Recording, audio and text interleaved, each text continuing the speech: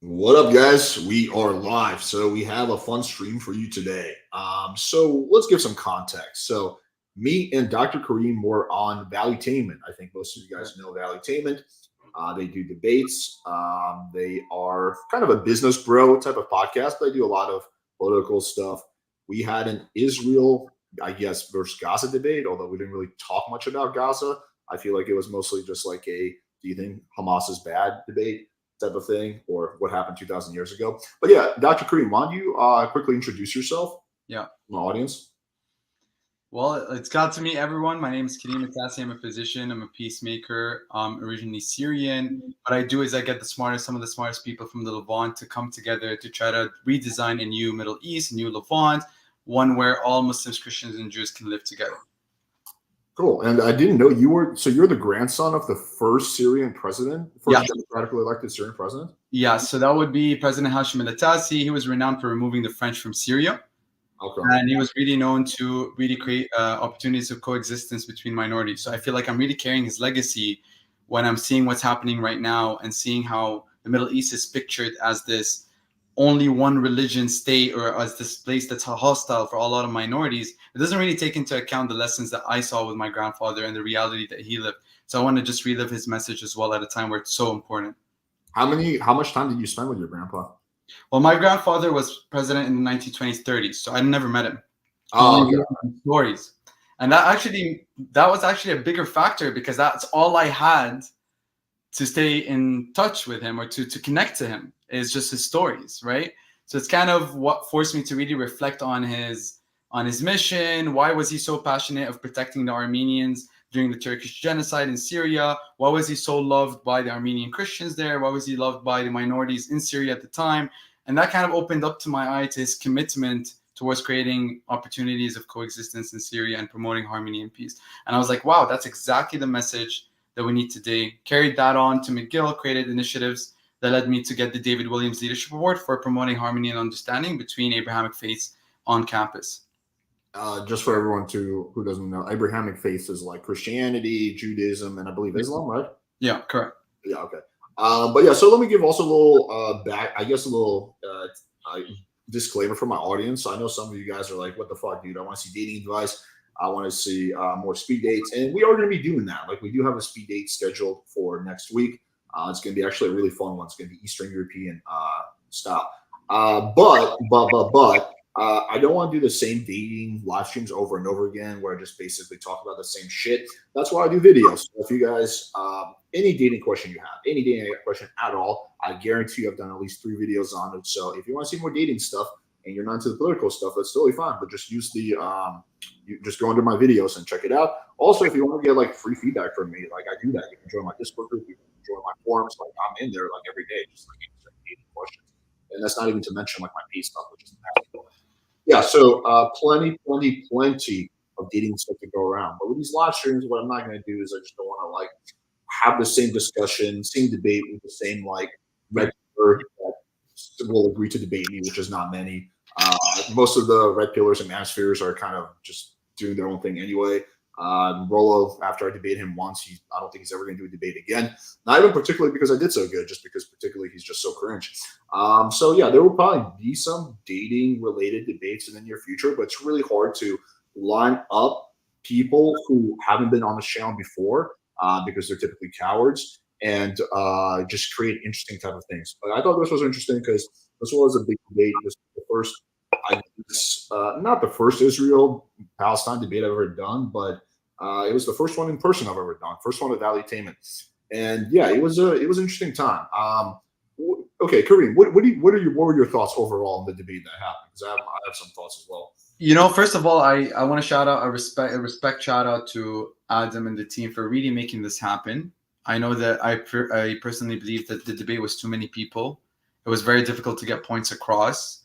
I think a lot of the focus was on the history and really the early history, rather the focus of what's happening today, the international violations that Israel's committing, the kind of ruling of the ICJ on apartheid. I felt like a lot of the debate was focused on really the my story versus your story of the version of history, and whether or not the experience of Judaism in the Middle East was relative in terms of anti-Semitism to Europe versus the Middle East, you know, and there were different views on that. And it just created kind of this historical debate, I feel, more focused on that. And then it kind of transitioned into a, like you said, a focus on Hamas and a focus on who finances Hamas and where does the money come from. So I felt like what was missing from the debate really was the story of the Palestinians themselves and the real on-ground story of what's happening in Gaza right now, and what Israel is really committing in terms of what the international community has regarded as apartheid, as an occupation, and really highlighting why it's so and what the data behind that is. Yeah, I thought what was missing was a neutral moderator. It was all pro-Israel framing. There was not any kind of discussion about, hey, has Israel committed war crimes or not? Hey, is it a good strategy for Israel to invade Lebanon? Hey, what's going on with Iran? Like, none of that was brought up. It was just pro-Israel, all pro-Israel framing questions, which is fine as long as it's balanced out by the other side. I felt like it was way too many fucking people. You just can't. And then there was an equal talking distribution. That annoying chick on the TV, girl got like one girl got about 50% of the talking time, most likely because she's been on Piers Morgan. So yeah, and then every time I also felt like I was interrupted just a crazy amount of times. A lot of times by Adam himself, like I wasn't able to get any follow-up questions asked. Even then, you know, it was very interesting what Adam tried to do at the end. So he ended off the debate by saying, hey, listen, you know, it's funny, you know, there's all these conflicts across the world. You got Russia and Ukraine, people dying everywhere, but for some reason, everyone's just focused on Israel. The implication is that, of course, it's anti-Semitism that will cause people to focus on Israel. And then, but then he like kind of like gave himself the benefit of the doubt, or yes, kind of like he just kind of excused it by saying, I guess we're all just passionate about this issue. And as soon as I like brought it up, like, hey, Adam, how many civilians do you think have died in Ukraine? He's like, oh, no, we got to go. No, Alex, no. Right? Because the answer would have been like around 10,000. So it's like, yeah, it's just like, you couldn't really challenge the host at all. But the host should then not be involved in debate if you can't challenge him. There should be some kind of fair framing. And there can't be that many fucking people. It's just way too many people. You're right. Way too many fucking topics too. Like you can't jump around. You can't do 3,000 years of history with 8 people with 2 hours. Okay, you can't even do that with 10 hours. Right? You need to focus on one part of history with maybe 4 people. Where can I find the original debate? We're going to be reacting to it, but it's on Saucecast. Just go on Saucecast and you'll see it. But yeah, we're going to react to it in a second. But yeah, those are kind of my thoughts. I don't know. What do you think? Yeah, no, absolutely. I think that, you know, the fact that this conversation is so sensitive warrants that it would have been much better to have probably a 2 versus 2 or a 1 versus 1 conversation. Maybe the word versus is even not what I'm looking for. I think it should have been a deep conversation between 2 people who are knowledgeable about that, about both sides. They really come with this angle of, here's what I know. What the fuck do you think? Because I think everybody was trying to shove what they knew to the other person's throat, and it felt like nobody learned anything. I don't know how the audience felt. I want to hear what everybody's reaction was. I don't learn anything. I personally enjoyed being able to just express certain views that I think are not usually talked about.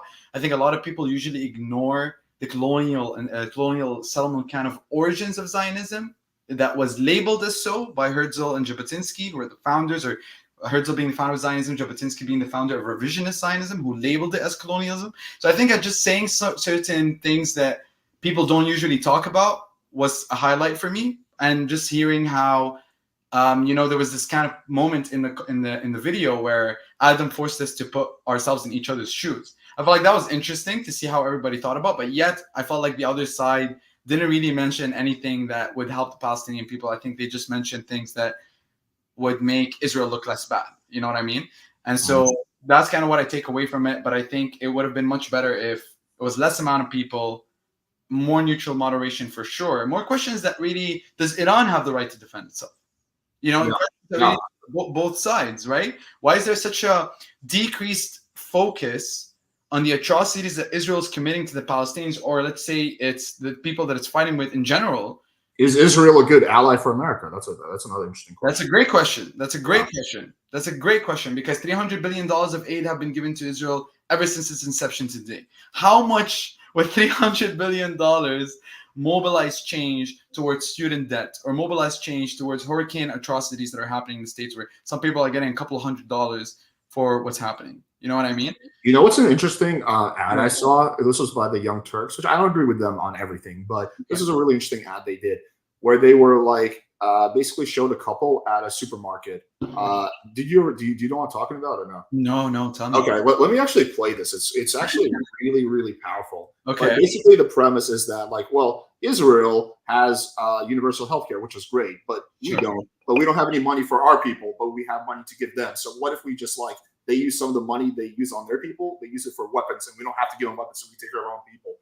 Like just basic shit. It's like, oh, we don't have the money to help Americans, but Yeah, we have 300 billion to help Israelis because they can't help themselves. Well, they that's seem to have great. enough money to take care of all their own people. So Yeah.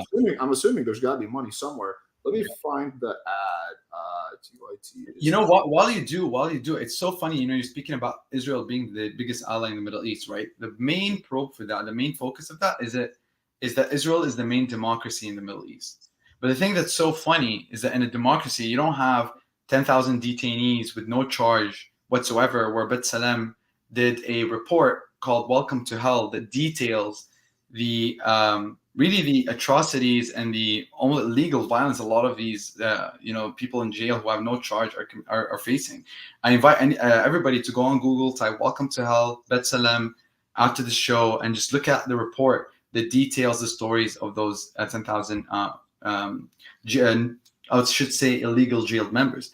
And this idea of it being a democracy doesn't really match with the kind of right-wing government that is really holding Israel right now, with Smotrich and Ben-Gvir in power.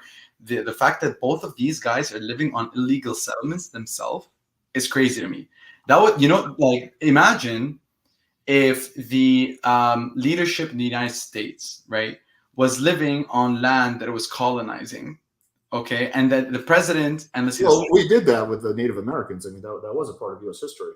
I mean, yeah, sure, if you date it all the way back, right? But the fact that they're living, but see, then you're admitting, then post fact or in hindsight, that it was a colonization, but they don't Well, of admit course that. it was. Yeah, yeah. I mean, You know that's what I just mean? They don't admit that, even though their own founders, their equivalent of the Mount Rushmore of the creators of Zionism, stated as a colonial settler movement, stated as a colony in Europe to really take out the bastard of Asia or something along those lines that Herzl put in his State of the Jews address. yeah. Let me quickly just reply to the things you Yeah. said. I do think Israel is definitely a democracy as much as America's democracy. It's not direct democracy. Their coalition system actually, to me, seems better than the two-party system we have in the U.S. I know New Zealand has that system. England has that system. So I do like the idea of a coalition system. It just at this point in time, it's kind of run amok in Israel, right?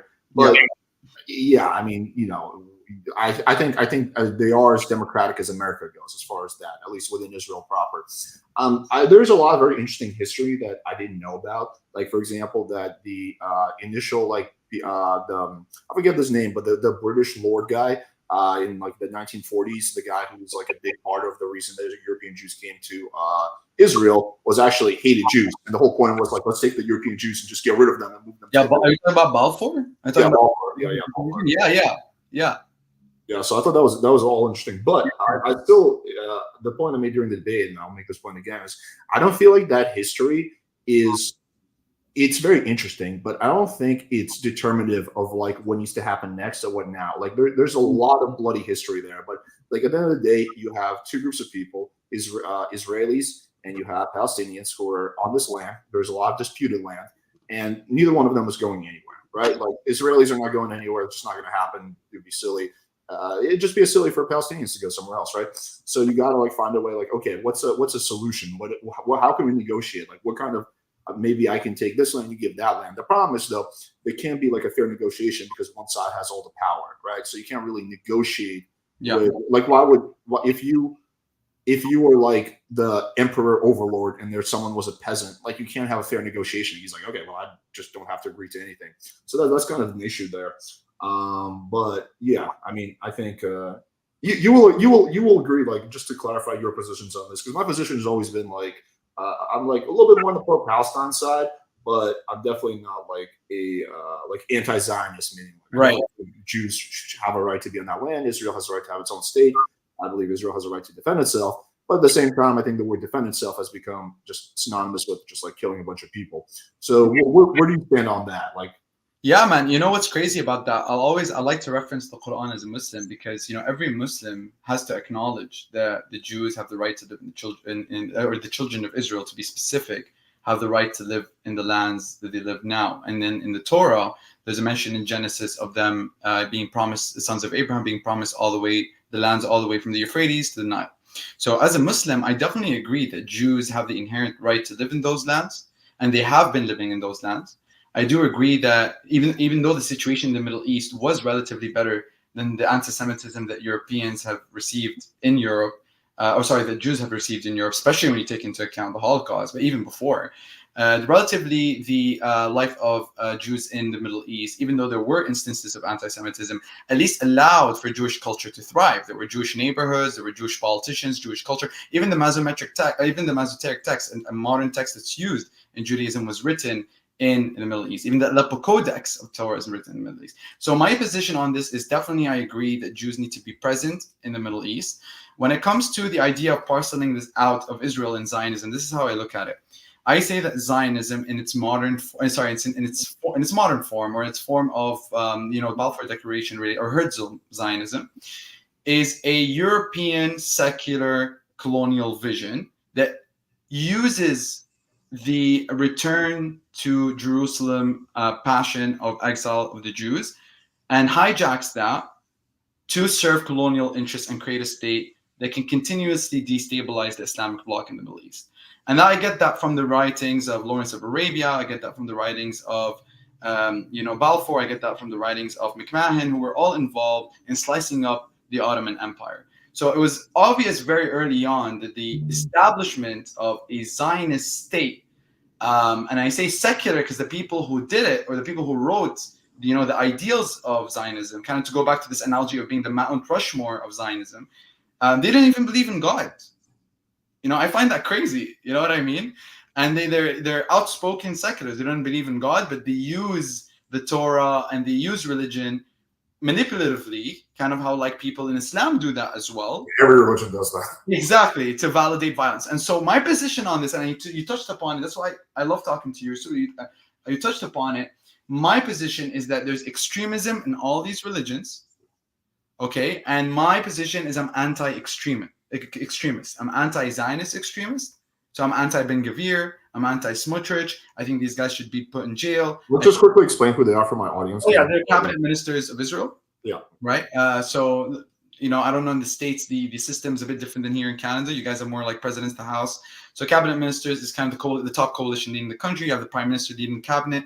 So, the Minister of Defense and Minister of Finance is Ben Gvir and Smotrich respectively. So these guys, despite them being top politicians of the country, if you take the example of Ben Gvir, this individual has been literally convicted of supporting terrorism because he was a supporter of a movement called the KAK. You want to go down a rabbit hole? Go and search Kahanism, Kahanism. You're going to go crazy. It's a terrorist movement that is labeled as so by the EU and the US as a terrorist movement that was pushed by Rabbi Kahani, that pushed for the expulsion and the killing of Palestinians and Arabs from the Judean Samaria state. So I'm against extremism. I'm against I wouldn't say I'm against right-wingism in general. I'm against the right-wing government in Israel specifically. I'm against the anti-Arab and anti-Palestinian sentiments they push. I think it's super dangerous. I think purely even from Israel's security perspective, it doesn't even serve the security of Israel, because by pushing that narrative, you're giving validation for people living in the occupied territories of Palestine to stick with radical ideologies, because they see now that the cabinet ministers are calling for their destruction. You know what I mean? So it doesn't really help the security of Israel. So just to put it in a nutshell, I am someone who believes that modern Zionism is a secular European colonial movement that sought to take advantage of Jewish pain points of return to Jerusalem. That was mainly a pain point of Ashkenazi Jews, because a lot of Mizrahi Jews were already able to go to Jerusalem, despite there being acts of anti-Semitism. I don't deny for sure.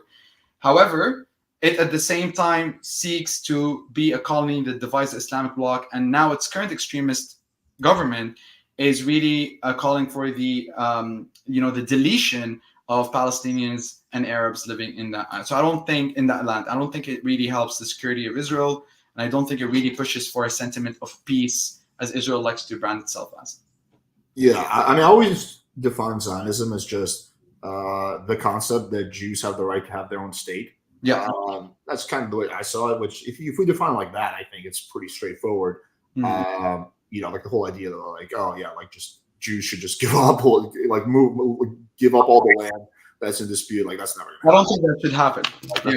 I don't think that Israelis should be kicked out of Israel. I think Israelis have the right to live in Israel. I think it's unrealistic to believe that people who live in Israel will move.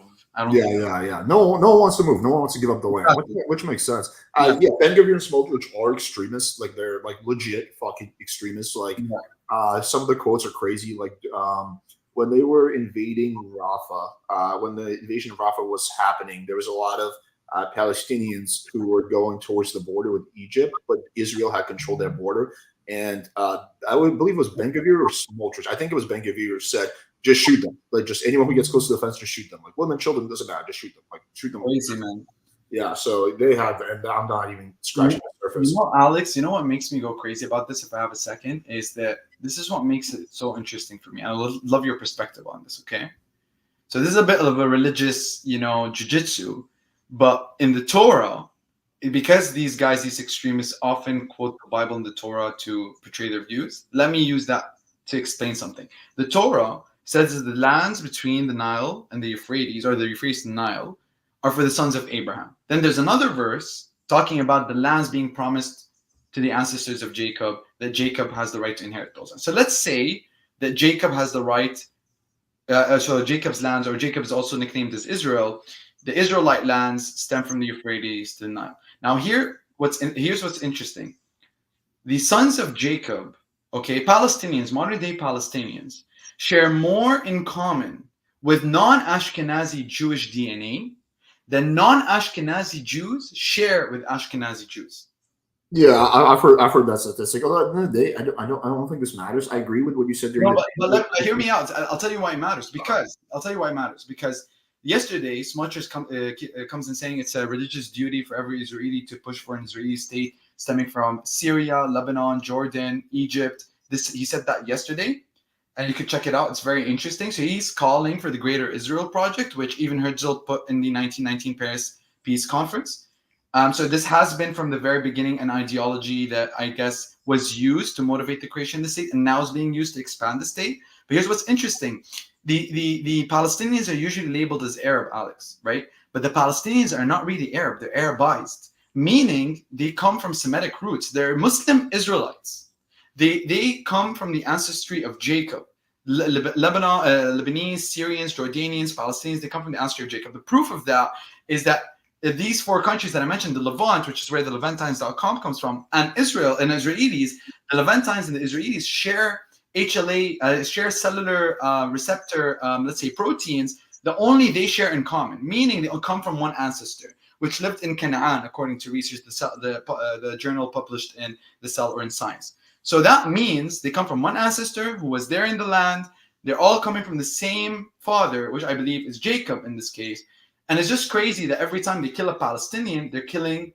Yeah, but this is where I think this is not a religious war. This is not even an ethnic war, right? Because the 20% of Israel is Arabs. This is a national war. This is a conflict of nations. Strategic, colonial, or just interests in general, trying to national interests, right? Exactly. So that again, the whole idea, like I know during the debate they kept making about religious thing. It's not a religious thing. Like there's plenty of Arabs who are not plenty, but about 20% of Arabs are. There's some Christians there. There's definitely Muslims there, and some of them fight in IDF, right? So again, I think this just goes into a national conflict rather than like a ideology. Yeah, probably, but also just because there's some people in Israel that would like agree with like the Palestinian side, right? So I would say it's just more of like nations, like either you're part of Israel or you're against Israel. You're part of Israel's allies or you're against Israel. And Palestinians are basically, they have the least amount of leverage, so they're treated the most like shit at least in general. But do you want us to get into the reacting to the debate? Let's do it. Let's get the highlights for the audience, make them have a good time. Yep, get the perspective. Okay, debating where I should start. So this is the part. Where do you think we should start? I think she began with a question about something. She spoke about the origins of anti-Semitism. I think we touched upon that a little bit. I think she talked about the origins of this conflict as being anti-Semitic. Yeah, Is that? I think we did. Although I'd rather focus more on like Yeah, that's what I'm saying. I'm saying history part. we Yeah, could do something else because we already talked. I think history was like the first half hour or Yeah. so. Even agreeing on the facts of history, and that's fine. It's all good. But my whole premise is, how are we going to move on if we can't even establish basic facts, historical facts? And that's cool. I'm not going to. See, we can move on without agreeing on basic historical facts. We can just say history is the past, and now there's two groups of people there, and we need to find a way to live together. So I disagree with his framing there. That like, oh, if we can't agree on the history, then we can't move forward, right? I don't agree with that framing. Yeah. Right? Like, Yeah. I get what you're saying. Listen, I just want to say I'm personally someone who believes the history is important, but listen, I do agree. oh, it's very important. Yeah. Let me just say this: it's just that like they made it seem as if there's different versions of history, but like there are scholars who have done work on this, Alex. You know, Israeli scholars too, actually. Israeli scholars too. Yeah, Lampape, right? Like there's Israeli scholars that have written on this. So I don't understand this kind of the way that they shaped it as being two different perspectives. I disagree with that. I think there's one truth. Of course, there's different stories, different interpretations of it, but there is one history of both sides being included in the objective truth. Yeah, like okay, here's one, for example, a situation where there's like different interpretations, right? So there was the massacre when Gazans did a peaceful protest. It was during the March of Return. I forget the year. But Israeli snipers opened up and killed like 200 people, right? You know what I'm talking about, right? Yes. Yeah. So there's the like, I guess what I think is the more well understood version of history, and like the UN would agree with this, and like most people would agree with this, even a lot of Israeli sources would agree with this, is that it was a travesty, right? Like those people should not have been fired upon. But then there's like another version of history that I'll see, for example, Destiny Push, which is that those were actually militants, right? Maybe they were not Hamas, but they were militants, and they were trying to cross the border. And because it's a war zone, then according to the rules of war, they have the right to be fired upon. So it's like you get into these situations like that, and it's like just two sides will just not agree on like which one of those is the case. Can I ask you a question about that? Like, yeah, of course. What would you say if the excuse is always that the other side is hiding some sort of militant under the guise of a mosque or under a church or under a hospital? If the excuse will always be, oh, we bombed the hospital because there were militants inside of it, or we killed these people because they're actually Hamas, how can the Palestinians prove otherwise? Like how, like if Israel can just come in and kill innocent civilians and say, oh, we killed them because there were tunnels under it, but they provide no proof. I'm not saying there's no tunnels, but I'm saying they provide no proof that that specific airstrike that they did on that day where it killed civilians or killed hospitals or bombed a hospital necessarily killed militants as well. They're just going to say that. And that always validates continuous violence. Like I would say that excuse is never valid. Like if you think about it, like if we just do some like logical thinking here. Let's say that a terrorist group, let's say ISIS, breaks into a hospital where they're holding your family, where your grandpa is sick, right? And they hang out in the basement of the hospital. And let's say the FBI just decides to drop a bomb in that hospital and kills everyone. Exactly. Would you ever accept as an excuse? Well, bro, like we know ISIS was in the basement, right? We would never accept that and be like, yeah, dude, like you're not supposed to just kill everyone. So I think hospitals, even if there's Hamas hiding in the basement, should never be bombed upon. You have to go in and do that surgically. You have to have the the police, not police, the military people, special forces come in there and clear the hospital. You can't just drop a bomb on that, right? 100%. Hospitals, schools, like all this stuff. Any building where there's civilians can never just be bombed upon. But again, like we live in a weird world where the rules of war like based on proportion. So it's like, oh, if you kill only like 40% civilians, it's okay. But if you kill like 200% civilians, it's genocide. Like, but in my opinion, it's like it's never okay to bomb a facility where you know there's civilians. Exactly. That's my perspective. Really validate. It's like not even utilitarianistic from a moral theory perspective. You're saying that you're ready to kill 100,000 people if you kill one terrorist, you know, and so that means you don't care about the 999,999 lives that you're sacrificing in the process. Yeah, like every war will have civilian casualties, which is why war should be avoided at all costs. And this war could have been avoided largely. Yeah. Depending on how far back in history we go, October 7th could probably have been avoided as well. But if the war is to happen, it is absolutely the duty of the I guess the offensive team, which would be here Israel, obviously, like they're to take every possible precaution to protect civilians. And didn't they know about it? Didn't they? Wasn't there? The Unit 8200, have your intelligence of Hamas attack on Israel. They knew that there was going to be an attack on Israel, and Netanyahu purposefully. I know the U.S. knew. I don't know if actually, because so I think this is my understanding of what you're saying is that they get a lot of like different intelligence briefings. So maybe there was like a intelligence briefings, but it is a truth they didn't think that the threat was credible like that. For example, the 9/11 in America, right? Like I think we had some happen, we just didn't think it was a credible threat. Yeah. They call it but let's go on to the sure, you're right. Spend the rest of our hour to arguing about what happened in the past. I want to talk about today and the future, but that was just a small glimpse of we can't even agree on what happened in history. But let's look on the bright side. Let's see where we can go from here. Next topic. Thank you. Yeah. The Middle East. There's some countries that I would say are doing pretty well. There's some countries that are not doing pretty well. My question is this, and I'll do it around the circle. What country or what state actor do you think is the biggest destabilizing force in the Middle East? Who do you think it is? Iran. Gabe, do you want to go? I mean, Iran's not put specifically in the Middle East, but Iran is the biggest destabilizing factor in the Middle East because of the proxies that they have activated throughout the Middle East, and primarily the purpose of which is to drive Jews out of the land of Israel. That's why Hezbollah exists. It's a reason for existence. They were created in 1982 and 1983 when the Lebanese threw out the PLO from Lebanon, or Hamas was created in 1988 when the Jordanians got rid of their claim. They gave up their claim to the land in the West Bank that they were controlling. He conveniently forgets about the fact that the war in the 80s was Israel invaded Lebanon and Hezbollah was created as a result of that. Very, very convenient thing to forget. Swear to God, this is crazy, Yeah. So crazy. Oh yeah, just like fucking, I don't know, like Hezbollah, like they just appeared, I guess. I don't know. All of a sudden in 1983, they just appeared, They just appeared out of thin air. Yeah.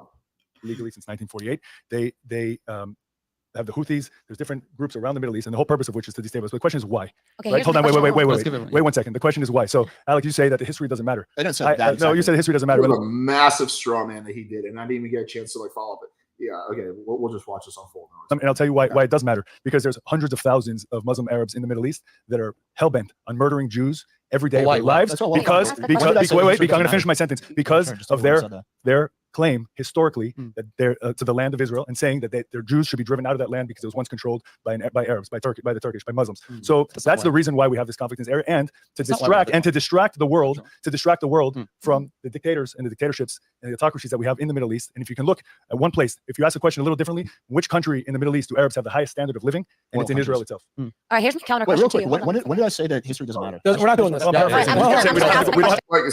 soon as I bring it up, the fact that he just blatantly lied, Adam's like, we're not doing this. Like, yeah, really? Okay, so this guy could just lie about what I said.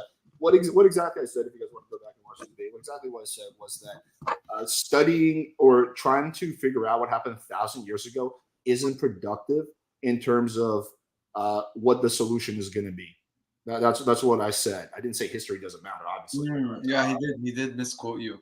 Yeah, that was a massive misquote. And then Adam this is what pissed me off, honestly. Let me at least follow up and get him to admit that he just made it up. But I was like, nope. And he did that all the fucking time. It was annoying. Why can't I ask him a follow-up question? He just rambled for 2 minutes. Can't I ask him one follow-up question? But no, we're not doing this. All right, fuck you. I go back and I would like to have everybody here. I'm going to host the show, and you'll be called on when I ask you. And if not, we have to cut a mic because I already see this going on. Manal, go ahead. What is the biggest destabilizing country? No. I'm going to ask you the question. What is the biggest destabilizing country in the Middle East? I would just say the tax dollars being funded into genocides and meddling into the Middle East. There's no peace in the Middle East if you continue to meddle in it. So what country are you talking about? I'm talking about it in general as the But I'm asking you a specific question. Yeah. What country or state actor? Sorry, did you say something? I think she was scared here to say Israel because she just, as a person who has roots in Palestine, she was just afraid to say Israel, and that backfired on her. He was obviously hinting at Israel, but she just didn't want to say that. you know. And I think that was true across the board. I don't know why people were scared. The only people that said Israel was you and I believe. And everyone wanted to say Israel, but they were just scared to do so. And you could tell even if you play. Yeah. We're gonna get into it. Yeah, I sort of wish she was a nice girl. I talked to her before the thing. Yeah. I wish she was not on the same team as me. Like this kind of dancing around just makes the pro-Palestine side. Yeah, that is true. That is true. It just looks bad. I mean, she did a lot of other things that made the pro-Palestine side. But like, just acknowledge, October 7th was a horrible terrorist attack. Yeah. Like if you just, I feel like that, especially when you have like someone like Adam, who's clearly pro-Israel. If you just watch like his previous appearances. There's actually a really funny one he did with Basim Youssef. If you want to watch him get annihilated, check that out. Like you just have to just like acknowledge just the basics, and then you can just move from there. Like, yeah, October 7th was a horrible terrorist attack. I don't condone that. However, at the same time, what Israel's doing, like you have to do it that way. And when people like dance around it, I just think it just like weakens the pro-Palestine argument, in my opinion. Right. Is the biggest destabilizing force in the Middle East? I'm not going to be answering that directly. I'm just saying it what do you mean? as a point. Pick a country. I'm not going to pick a country because we all know the truth. Our tax dollars are going for genocide. So the countries that are being destabilized in the Middle East are not. Just say Israel. That's what you believe. From Iran or Hamas or Hezbollah or any of the resistance groups. To your point, you're saying they are proxies in other countries. But why is that existing? Because there's genocide and people are dying. So they came after the genocide had already started. So you're already wrong with that point. Yeah. We don't have to see eye to eye, but I'm just explaining to you my perspective. Right? Just for your perspective to clarify, you're saying you don't consider Hezbollah or Hamas or the resistance groups. No, right? They're resistance groups. Imagine someone beating you. I'm going to give you an example. My question is just, imagine someone beating you over and over. See, an easy way you could just say they're both, right? In some people's perspective, they're a resistance group, and in some people's perspective, they're a terrorist group. Like, I mean, objectively, Hamas is a terrorist group, right? They target civilians. Now, you can have a very interesting debate about whether IDF is also a terrorist group. Like, I think that's a worthwhile debate to be had. But I think you just got to acknowledge that. Like, Hamas is a terrorist group, Hezbollah is a terrorist group. They have purposely targeted civilians. But then you can make an interesting point. Like, you can say, like, well, it is interesting that even though Iran is considered a terrorist government, that when they lob missiles at Israel, they seem to go after military facilities, and then like when Israel lobs missiles at like Lebanon, they tend to go after like a lot of civilians. Like you can make points like that. But I think you have to just acknowledge that.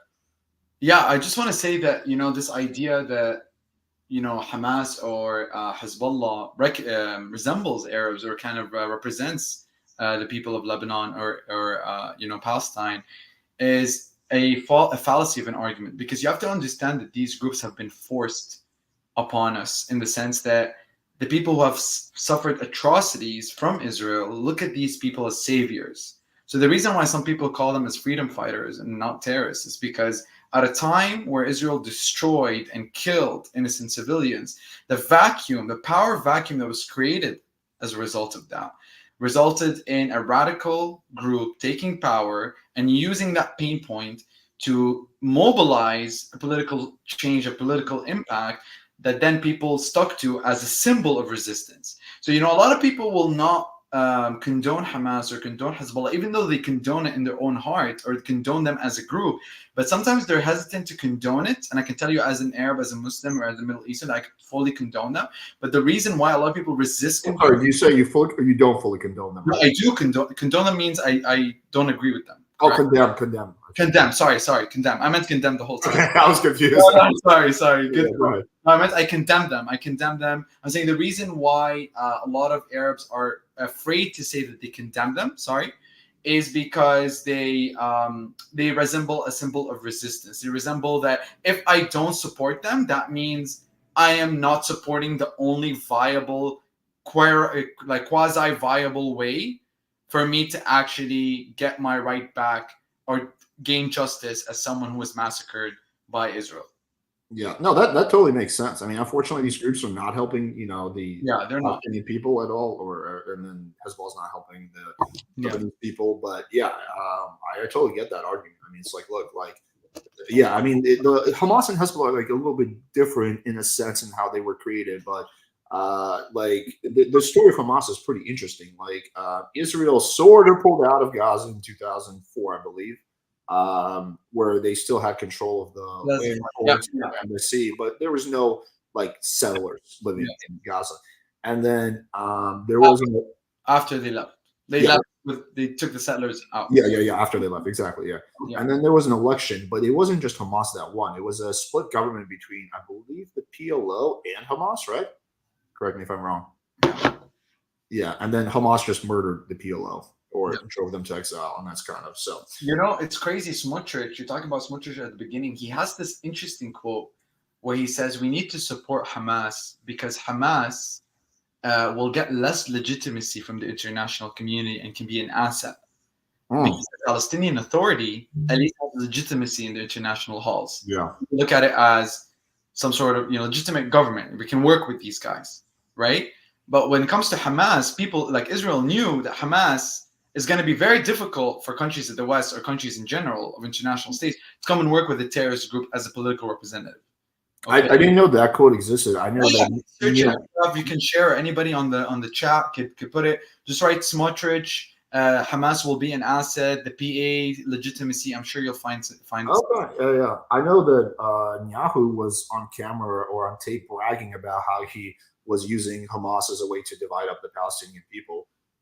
So wow, I did not know that. Yeah. It was he was caught on tape. Another fun fact about Netanyahu is he not a lot of people know this, but he testified under oath in the American Congress that Iraq has weapons of mass destruction. There will be a good thing, and that the Iraqi people will just be jumping with joy when America invades. I don't know what role that played, whether the war in Iraq would have happened, but just anyone who, like, he swore under oath they have weapons of mass destruction. He blatantly lied. It's like, that's crazy. That's crazy. Like, that dude's a fucking piece of shit. Like, I didn't know about any of this until this whole conflict began. Yeah, it's unfortunate. No. Yeah, I know one common criticism also of the PLO is that they're corrupt, and they are corrupt. But then at the same time, Netanyahu's facing like 5 different corruption charges, so it's like, okay, everyone is held accountable equally. Yeah. Double standards for sure. Exactly. You can't answer the question, right? What? Are they terrorist groups? Yes or no? Is IDF a terrorist Why not? group? Is IDF a terrorist group? Absolutely not. It's iOS, first of all. I can answer the question. I can answer. No, the answer is no. So they're killing children and amputating children, and they're still not terrorists? They're not terrorists. Absolutely not. So That's I actually have a legitimate question here. Yeah.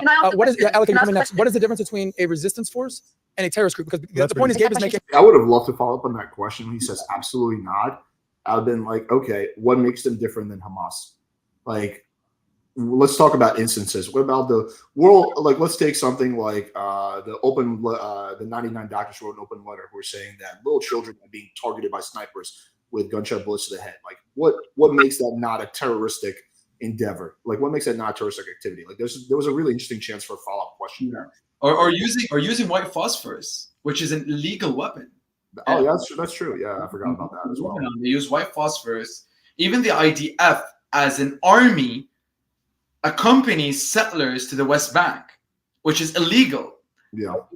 The West Bank, just for people who might not know, in a partition plan, the West Bank and Gaza were given under the authority of the Palestinians. Okay, so any Israeli presence in the West Bank is technically illegal. It violates international law. It's as if IDF soldiers are are in the border of France, hypothetically, and are helping settlers come and take land there. So it's a different country. They're in a different country, and they're literally walking with extremist settlers, which I'll refer to everyone to a documentary called Holy Redemption by TRT. Very, very good documentary that talks about this. And, that's crazy that they call themselves the most moral army in the world. Doesn't make sense to me. Yeah, no, definitely not. Not even close. Yeah. I knew about the but also an interesting point is that that's a big part of the reason why October 7th was such an effective terror attack is because a lot of the military brigades were moved from Gaza, where they should have been, not Gaza, but like outside of Gaza, like the Israeli side of Gaza, to the West Bank to protect the settlers, and that's a big part of the reason why so many terrorists were able to get through. So like the whole the settlement policy actually came back and bit Israel in the ass on October 7th. Yeah. All right, let's go. I'll ask you and then I'll come on. Depends on who you are. If there's anything, I'm America first. Sure. So if the United States says so and so is a terrorist group, they're labeled a terrorist group. Yes. So if the United States, if you're America first, then you should just be thinking like, let's take the $300 billion we give to Israel and just use it on American citizens. Like that's you're not America first. Or hold Netanyahu accountable for literally swearing wrongfully under oath and costing the United States trillions of dollars in the Iraq war, which, by the way, didn't beget peace. ISIS was literally formed after years of that war. So it's not now, like ironically, Iraq is basically controlled by Iran. literally, like it's crazy, man, that the American people don't wake up to this. Yeah. If you're like super pro Israel, you cannot be America first. Yeah. Labels the terrorist Hamas or party. Hezbollah, terrorist group. Yeah. How would you? Are you American? I am. I do have a Okay. passport. Okay. But here's my thing. I'm also a truth teller. So if somebody is coming here and beating me and beating me and beating me and beating me, eventually I'm gonna rise up and resist that and fight back. That's what I resist. What's a terrorist to you is a hero to someone else. Is Okay, a savior so to someone else. just When you have no moral clarity, that's what you say. Just I so don't we're, have you. That's just, Excuse me, hold on, can I listen, just- no name my calling. moral- Look, we're coming to. My moral Just so we're compass, clear. we decided to keep No it name respectful, so I'm not gonna cross that Yeah, we're line. not going to do ad hominem attacks, but just so we're However- clear, hold on. Are you saying, and it's fine, that Hamas is not a terrorist group, Hezbollah is not a terrorist Well, group? who do they they are a consider as resistance Hamas? force. Because they're saying everyone is Hamas. No, I'm I see not- a 1-year-old no, is not Hamas, and you guys are still bombing and killing them. Nobody's saying. Right. I mean, but no, the I'm Hamas asking is itself. The U.S. It's a Is it resistance not? group. Because they commit It's a terror. resistance They're group. committed to they're both. I think they're both. They're both. That's a good way of putting it. It depends. Sal, go ahead. That's a good way of putting They're it. not both. And I didn't They're know we not were going to both. start off with the history and stuff. I've traveled over there.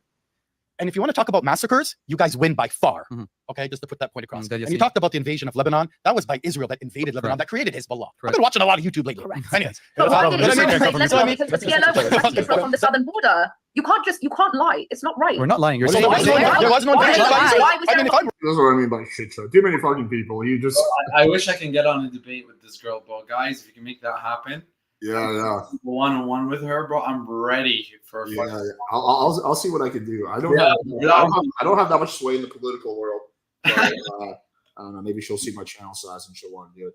Yeah, I would love to debate her too. But I think you'd be better equipped for it because I'm pretty good at like the current situation and going back like 10 years, 20 years, but I can't go back more than like 50, 60 years. That's why like I really lack knowledge. I'll just be the first one to admit it. Like I can't tell you about like exactly what happened in the like the early 1920s, 1930s type of No thing. problem. Yeah, I hear you. wrong, tell me. Is it not true? Is it not true that PLO was attacking Israel throughout the 70s Why does the PLO from the border exist? over and over and over Well, again? I'm sure And they then- were. Why and does the then- PLO and then- exist, though? And then let me finish. And then Israel goes in, okay, to right. try and get rid of the PLO. The UN On tells a them different to country. leave. Interesting. The PLO comes back, and the UN does nothing about it. So it forces Israel to finally go in and occupy where the PLO had occupied Then why- Lebanon as a foreign entity. You cannot omit that detail. By the way, this Wait, is real recorded. quick, the interesting thing that she just snuck in there is occupy. Like, couldn't you just go in and kill the PLO terrorists without occupying Lebanon? Like, why is occupation like Yeah. have to be part of the picture? Like, I don't understand this. Well, man, you're asking some great questions for all the viewers, especially American viewers. The cycle is very simple. So you guys can wake up, kind of get red pilled. Maybe that's not the right term, but the Matrix movie where you get awakened to this is basically they'll always use the argument of there being terror across the border, and we're the freedom fighters, and that mobilizes the West, okay, and says, okay, we're gonna fund this campaign against terror.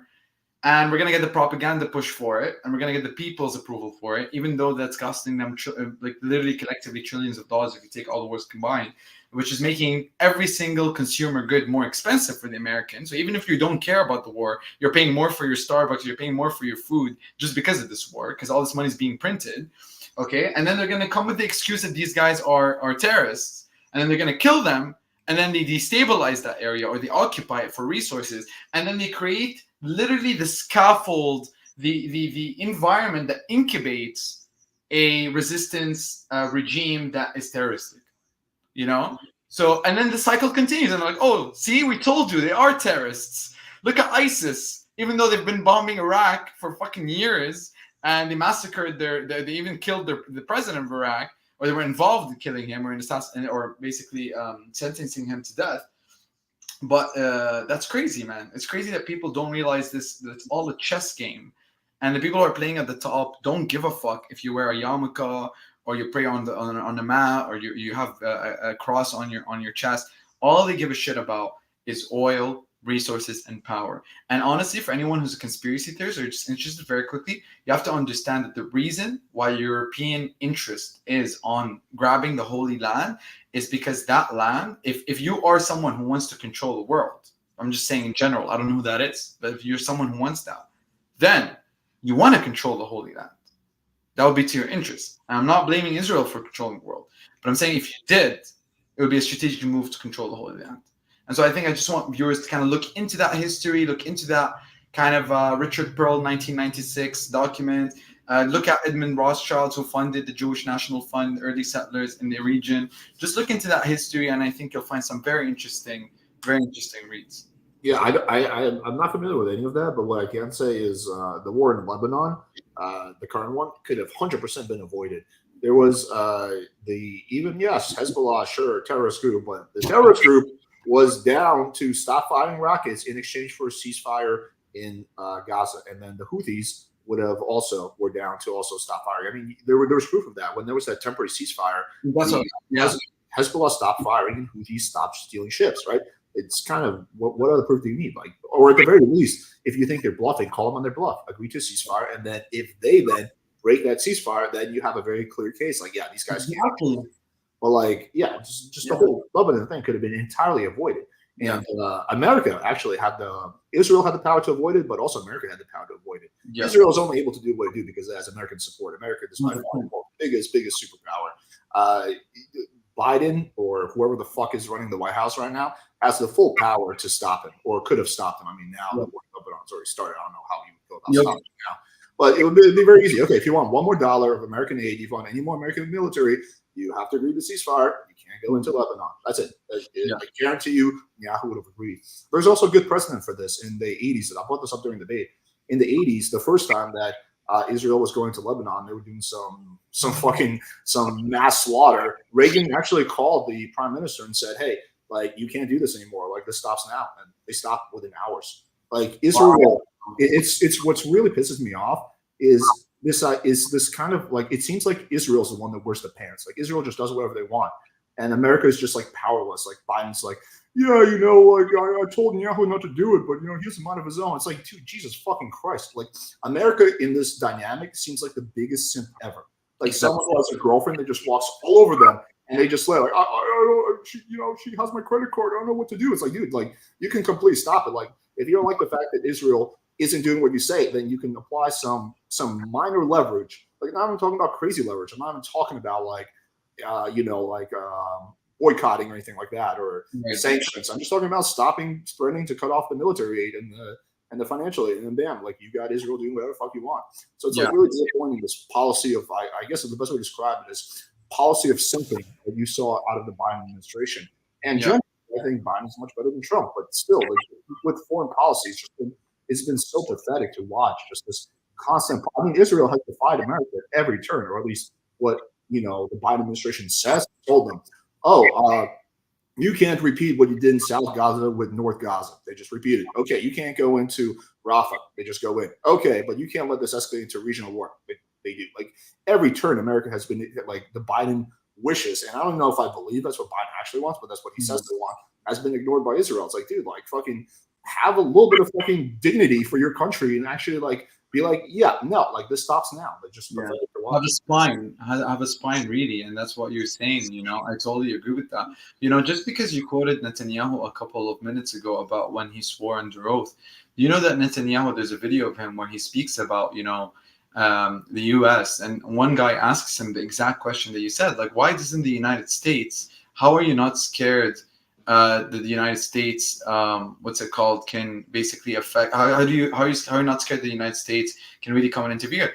Literally, Netanyahu goes and says, "Is like, I'm not worried about the United States. We can easily influence them because it doesn't matter who their president is. It really matters about who's kind of running the bureaucracy, who's running kind of the ideology of the United States." So if whoever's watching, try Netanyahu secret video, or just you can see him talking, or hidden video cam, and watch him talk about the United States and how even during the Oslo Accords, when someone asks him, would you honor the Oslo Accords? He's like, yeah, I'll honor it, but I'll honor it in such a way where, because nobody defined what military zones are, I'll just put military zones around the West Bank and then occupy that. So this guy knows that he has the United States in his pocket. And I think the reason why he knows that is because the IPAC, or the influence of the Jewish lobby in the United States. I mean, there's a great video for Shah, who led Iran, who was the king of Iran at the time, who the United States put in Iran after Mossadegh and then removed, which is crazy.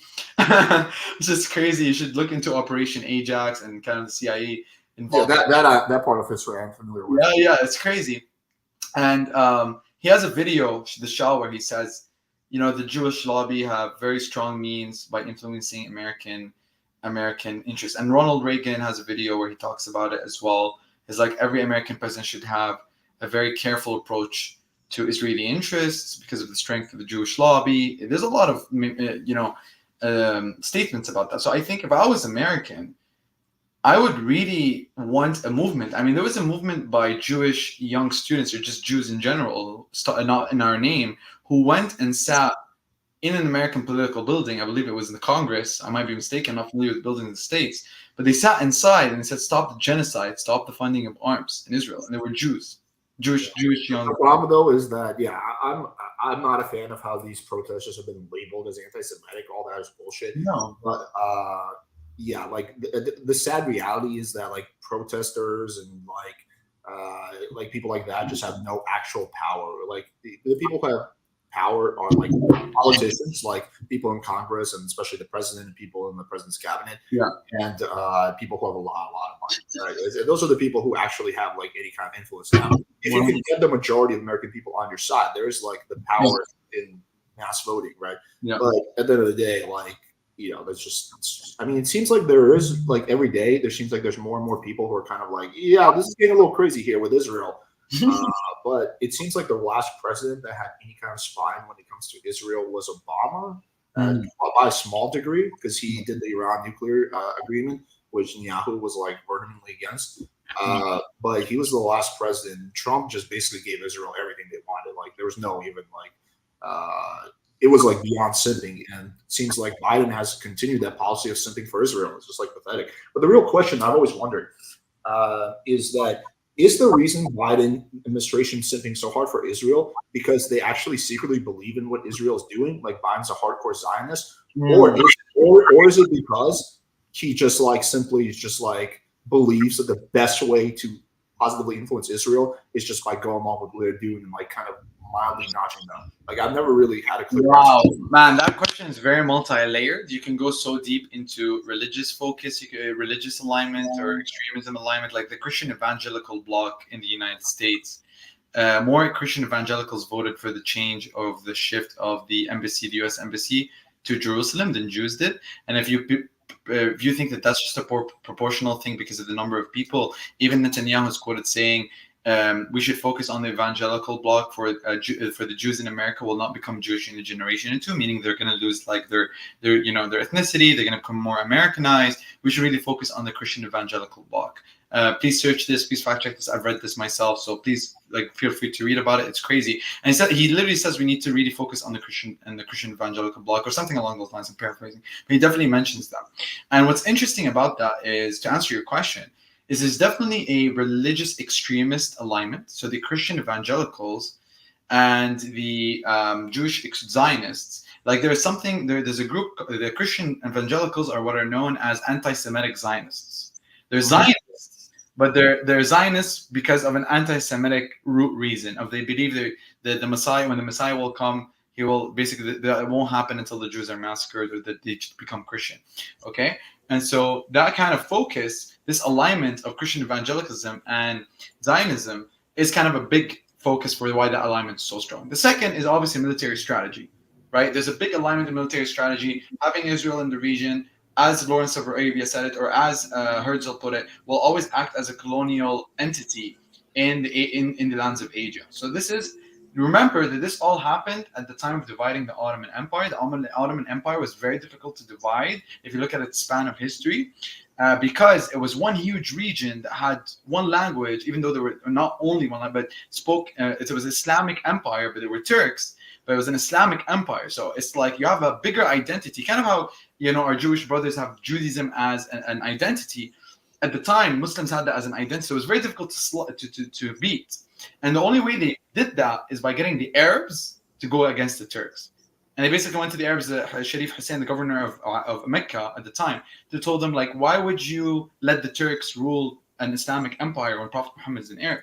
And they played with his ego and they promised him a kingdom, and then they lied to him with the Sykes-Picot agreement. And since then, the Ottoman Empire was divided out of that betrayal. So to answer your point, the second point is obviously military strategy and dividing the Islamic bloc, because Islam naturally if you really view Islam, I'm just going to end with this point. If you really understand Islam purely, true Islam, not extremism Islam, not the Islam you see on TV, but the Islam, Prophet Muhammad, the Islam that if you read the Quran alone, and the one you see in Indonesia, for example, I guess is the closest example, it's very compatible with Western ideals. I mean, the first, from the 6th century to the 16th century, all the female scholars that were female, all the scholars that were female were from the Islamic Empire. You had, at the 7th century, the Quran gives women rights to vote, to inheritance, to divorce, right?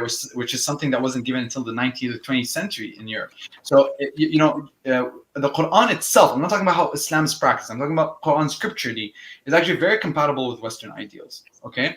But the way that Islam is presented now, because of Western intervention and war and extremism, is almost extremely antithetical to the message. And I think that exists in a lot of religions as well. I don't think it's pure to Islam that cultural and scriptural representation are different. Yeah, I've never read the Quran, but I know there's a lot of people pretending to be Muslim who haven't either, like Andrew Tate, Seiko. Like, there's a lot of grifters who just pretend to be Muslim, and I was found out. I don't know about that. I've never heard of. Yeah. But yeah, what's up, Tom? Me, Dr. Kareem. What's up, guys? Nice to meet So you. where we at? Maybe like we covered very little, but we're not going to go through the whole thing. We're just hitting on my key. I watched a little bit of it, dude. This is actually like the whole thing is wild. I can't remember the guy's name who's hosting, but Adam. he can't get control of the panel at any point. And the whole the whole idea of it is he starts off at the beginning saying like, oh, we just want to talk about solutions. We're going to solve this conflict here today. We're going to fix everything right here, right now. And then as soon as things start rolling, everybody's just like arguing with each other. You got a group of like really extreme voices on the Arab side. You got really extreme voices on the Israeli side. And then you have like another group of people who just have like no opinion and say nothing every time they get a chance to speak. They literally just say, there's that one guy who keeps saying like, oh, what, you want me to say Iran?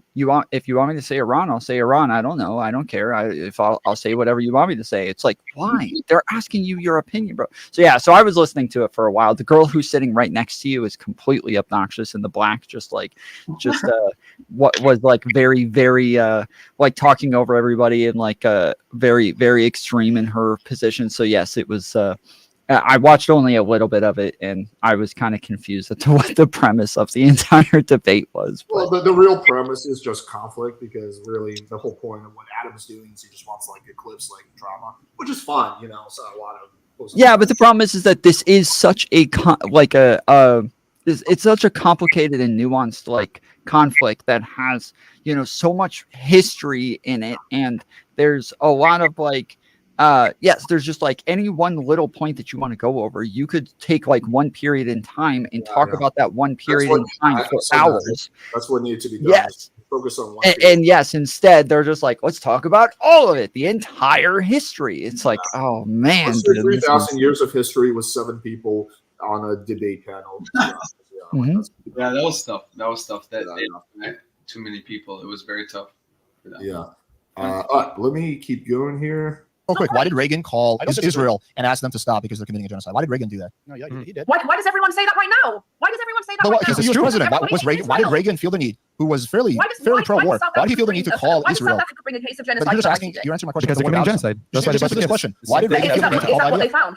Is that what they found? Did they find that it was committing a genocide? Or I mean, there was a lot of No, because they stopped as soon as Reagan put pressure on Israel. Has South Africa asked to delay the ICJ case? She's not answering the question at all. By the way, this is not true. So she said something is like basically just trying to probe that. Is that what they found? Meaning, is it true that the ICJ found Israel guilty of genocide? Right. The actual answer to that question is that they found that there was plausible evidence, kind of like a political correct way of saying it, that it shows genocide, or that there's genocide. That there's plausible evidence that the Israelis were trying to commit genocide, and a lot of that evidence was based on the fact that there was just careless, let's say, bombing of civilian buildings that were labeled as strategic bombings for killing of terrorists. However, many of the people that died under the rubble were civilians. And so, and definitely the statements by Ben Gvir and the statements by Smotrich did not help, equating Arabs to animals and equating them to be eradicated completely. Kind of this Kahanist perspective again, which I think is having a revival in Israel, which is a shame because I think extremism is the problem. Really, the more I think about this, the more I think about we need someone in the region to hold Hamas, Hezbollah, the right-wing government of Israel, I mean specifically Smotrich, Ben Gvir, accountable and say, listen, guys, you guys all fuck off. Go have your go fight your fight somewhere else. But the people, the sons of Jacob, the children of Israel, which many of them have become Muslim and Christian over time, the Levantines specifically, as I mentioned before, they shared genetic ancestry. We're killing each other. And this is what's crazy. Sidetrack. The Ismailites, just maybe I'm being too religious, but the Ismailites, the sons of Ishmael, are the Arabs, like the Gulfian Arabs, like the Saudis, the Qataris, the UAEs. And those guys have better relationships with Israel than the sons of Isaac, which are next to them in the region, who are Muslim. Yeah, well, what you just said is kind of what Obama tried doing with Iran and trying to get like the moderates in Iran to be the louder voices and the ones to kind of take control so that they would have a lot more of a voice within the Israel-Palestine conflict. And that obviously didn't work out so well, but yeah, that is definitely the point, and what should have been done and what should have been like continued to be worked on is the what was that through the nuclear deal with Iran? Iran nuclear deal. Yeah, so that was like our best shot at actually. Yeah, those are good. Those are good things that Obama did. Trump, being the jackass he is, just arbitrarily pulled out of it, and then he tried to do like a Iran-style nuclear deal with North Korea, and he was rejected. It's very interesting how this man's mind works. But yeah, like the whole point I'm trying to get this chick to answer is like, okay, well, if it was no big deal, then why did Reagan feel the need to call Israel and tell them to fucking that they're basically just mass slaughtering people? Like, and she's just not going to answer this question. And then Adam's going to redirect the conversation before I can really push her on it. Watch. Because they can't come up with evidence of genocide. So just because, I'm going to answer. And there goes Adam changing the topic whenever someone on the pro-Israel side is cornered. There we go. Yeah. You're going to keep it in this format, right? Because I'm setting up like my entire stream to meet the format that you currently have the screen in. Okay, cool. Yep, there goes Adam, just changing the topic. She never answered why Reagan called Lebanon. No, I mean called Israel. Yep, not gonna answer that. And then fucking Adam's just gonna change the topic like he always does. I have one question here, and I want to go around here. But Rafi, in your opinion, what country or countries are the biggest destabilizing? Good job. Thanks for changing the topic, Adam. That's what we really need to hear. Factor in the Middle East. Yeah, definitely Iran. At the end of it, for me, the real crux of the issue is that Jews can't rule the land according to its enemies. So I thought this dude was the most chill side on the pro-Israel side, the most chill one. I think if the Jews live in the land, that's a different story. But to rule it, that can't happen. Okay. So if Shias and Sunnis coming together to try to take Jewish rule away from that land. Gotcha. Benny, biggest destabilizing force in the Middle East. For sure, Iran. Okay. No doubt. So all three of you say Iran. Right. We have Go a ahead. fact That's to where it it. starts. All the Mashadi Jews, all the Tehrani Jews had to leave in what was the year that had 1970? No, we're talking now, though. We're talking now. Who's the biggest destabilizing country now? It's mentality. You guys are missing the funny thing is what's missing here is perspective. From Israel's perspective, Iran is the most destabilizing force in the Middle East, right? If you look at it from that perspective. The question is like, well, what about from an American perspective, right? That's really, I think, what the question needed to be. It's like from an American's perspective, who's the most destabilizing force in the Middle East? That's a more interesting way to ask that question. I mean, I think he was expecting half of them to say America. I think he was expecting a lot of people to say it was America. It's a good point. I touched on that a little bit in my. You said that, yeah. You said that. I think, Alex. Well, I expanded on it, but yeah, we'll get to it. Who brought, for example, into power? Who Mossadegh was an elected official? Who toppled him? Wasn't it the Oh CIA? my God! Let me just answer the question. Go ahead. Do not don't start with Iranian history. No, I'm not going to the history. I just want to tell you guys very factual. Jews had to leave Iran because they did not feel safe based on the extremist ideology that was being placed there. They had properties. They owned generations worth of wealth, and they had to leave. So if the Muslims were so forthcoming and letting us live in their country, why did we run away? Why do you have so many Mashadi Jews, so many Tehrani Jews running away from a country that had generational wealth over there? What year was that? Different type of. Hold on, Alex. Hold on. No, what year was that? Once again, Alex can't talk. Yo, Alex. That's after. Yeah. Alex, you know what's crazy? He was talking about. I'll just touch on this point really quickly. He was talking about Jews, how they had to leave Iran. Okay, true, that happened. There was a rise of anti-Semitism at that time, but why? Like, why are we not looking at the cycle backwards? You know, why were there Jews in Iran in the first place? if Muslims were not tolerant to Jews. I'm not saying that they were. Isn't there some legit Iranian Jews? Of course, it's a very, very ancient, especially in Isfahan. It's a very old Jewish community, but and some of them still exist there, which is kind of interesting. To take their perspective, that would be cool. But I think that this idea, like every time they're talking about those pogroms or this massacres, which I do 100% agree are not Islamic to begin with, are not correct according to the actual teachings of Islam, not what people represent today as extremists. That's completely, I condemn that 100%. But he's not really talking about the source of why there was rising anti-Semitism then. And he even quoted the year. It was post the creation of the Zionist state in the Middle East. I think people, I'll tell you very quickly, I think the divide, like the average American is confused. He's like, why? It's like, okay, listen, the Jews were being persecuted throughout history. They get the right, they should have the right for self-sovereignty, agreed.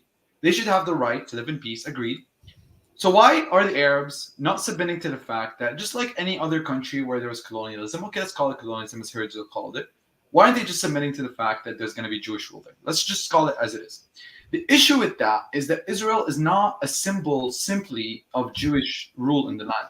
For Arabs who were affected by the Sykes-Picot agreement and affected by the Balfour Declaration and the splitting of the Ottoman Empire, whose remnants still affect the Middle East today, look at Israel as a Western seat of the region. They look at it as a Western hand in the region. So if you're Arab and your parents were killed or your grandparents were killed or their assets were taken away by all the division that happened as a result of Western intervention in the region, and Israel still exists in your corridor, you're not going to feel safe. And so I think Israel needs to rebrand itself. It needs to rebrand itself as not being a Euro-backed state, rather brand itself as an Abrahamic kingdom that upholds the Abrahamic covenant in its constitution, makes it welcoming for Arabs and Christians and Jews to come take the nationality if they'll be willing to live under it. I think, honestly, from their perspective, maybe I'm going crazy here, but I think if they wanted to, assuming they wanted to get more land according to the Bible Greater Israel vision, if they wanted that, the 1919 peace,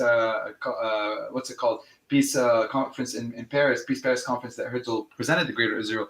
If they really wanted that, I think that would be the smartest way. They don't have to even shoot a Yeah, but when the British in the French left the land, why it when the British and the French left the land, the Israelis, they claimed the state of Israel, and they were very we want everybody to get along. We don't want to push the Arabs out. We don't want everybody to leave, and so we do want to have peace, and we want everybody to get along.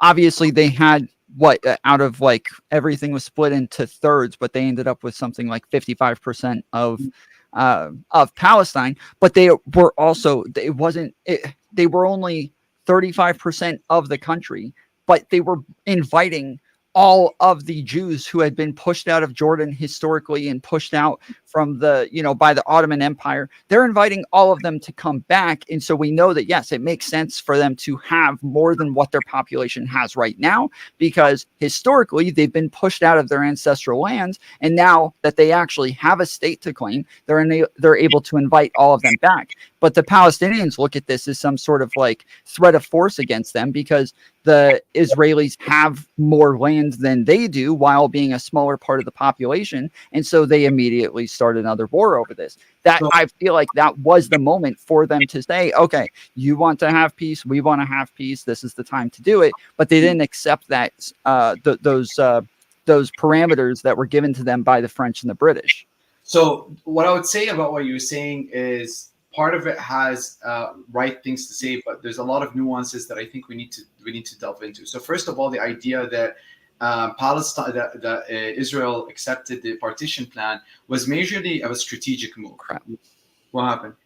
Oh, sorry. That's why I was asking. Okay. Yeah, sorry. That's why I was asking. Okay. So it was mainly a strategic move, and Ben Gurion talks about it as such. And the proof of that is that if you read the documents of Jabotinsky in his essay of the Iron Wall, who were the founders of revisionist Zionism and the founder of the Jewish Alliance of the British Army, and who fought along the British Army against the Palestinians, and the people who really founded, let's call them the Mount Rushmore of the creation of the State of Israel, they knew from the very beginning that in order to create a State of Israel, they would have to kill innocent Palestinians, they would have to displace them out of their homeland, and I think one of them is famously saying that no colony has ever taken the consent of the indigenous people. You know, so it was already regarded as having one state of the Jews. They never wanted the two-state solution. But let's take you back to what you're saying, the partition plan.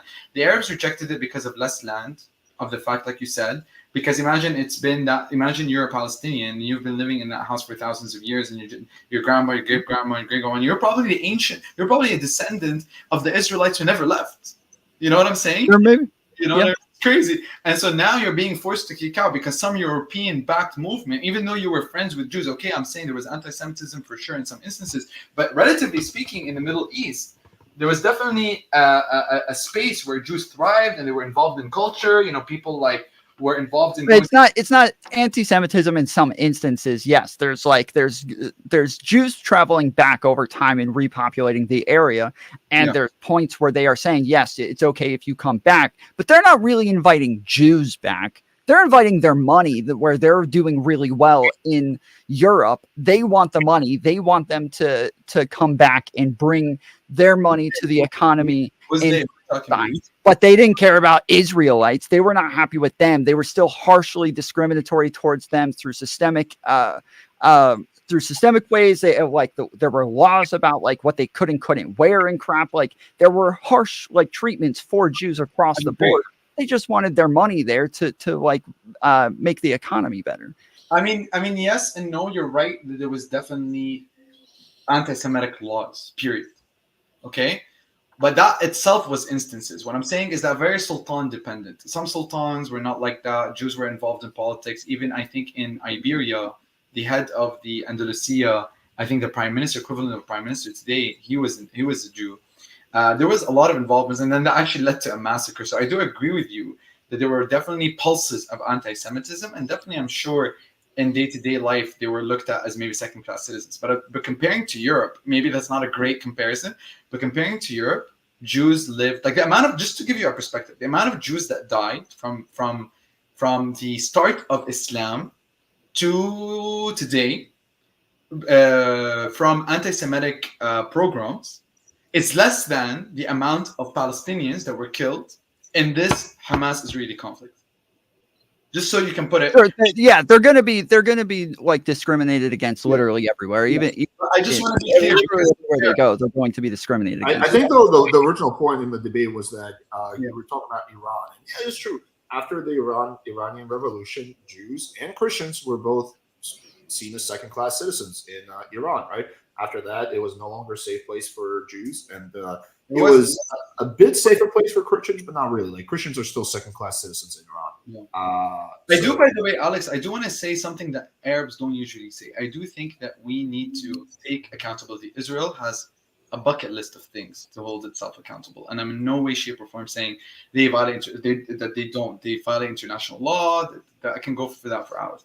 But I think we also need to hold ourselves accountable in our governments for the anti-Semitic pogroms that happen, because that's anti-Islamic. If we're talking real Islam, we're talking real scripture, that is not Islamic, right? As a Muslim, it's a people of the book versus people of knowledge. So Christians and Jews are in that category. I can marry a Jew only if she's religious, by the way. I think a lot of people don't know that, only if she's practicing, which is interesting. But just sidetrack, I really do condemn the anti-Semitic programs that happen, especially Sephardic Jews and Mizrahi Jews. I think any Mizrahi Jew, Sephardi Jew should have the right to live in Syria, live in Lebanon, live in Jordan, go back to their cultural origins. There's some of the amazing artifacts in Jordan for Jewish heritage. So I 100% want to say this because I don't think this. Do you consider asking Jews to live under a state that is named Palestine anti-Semitism?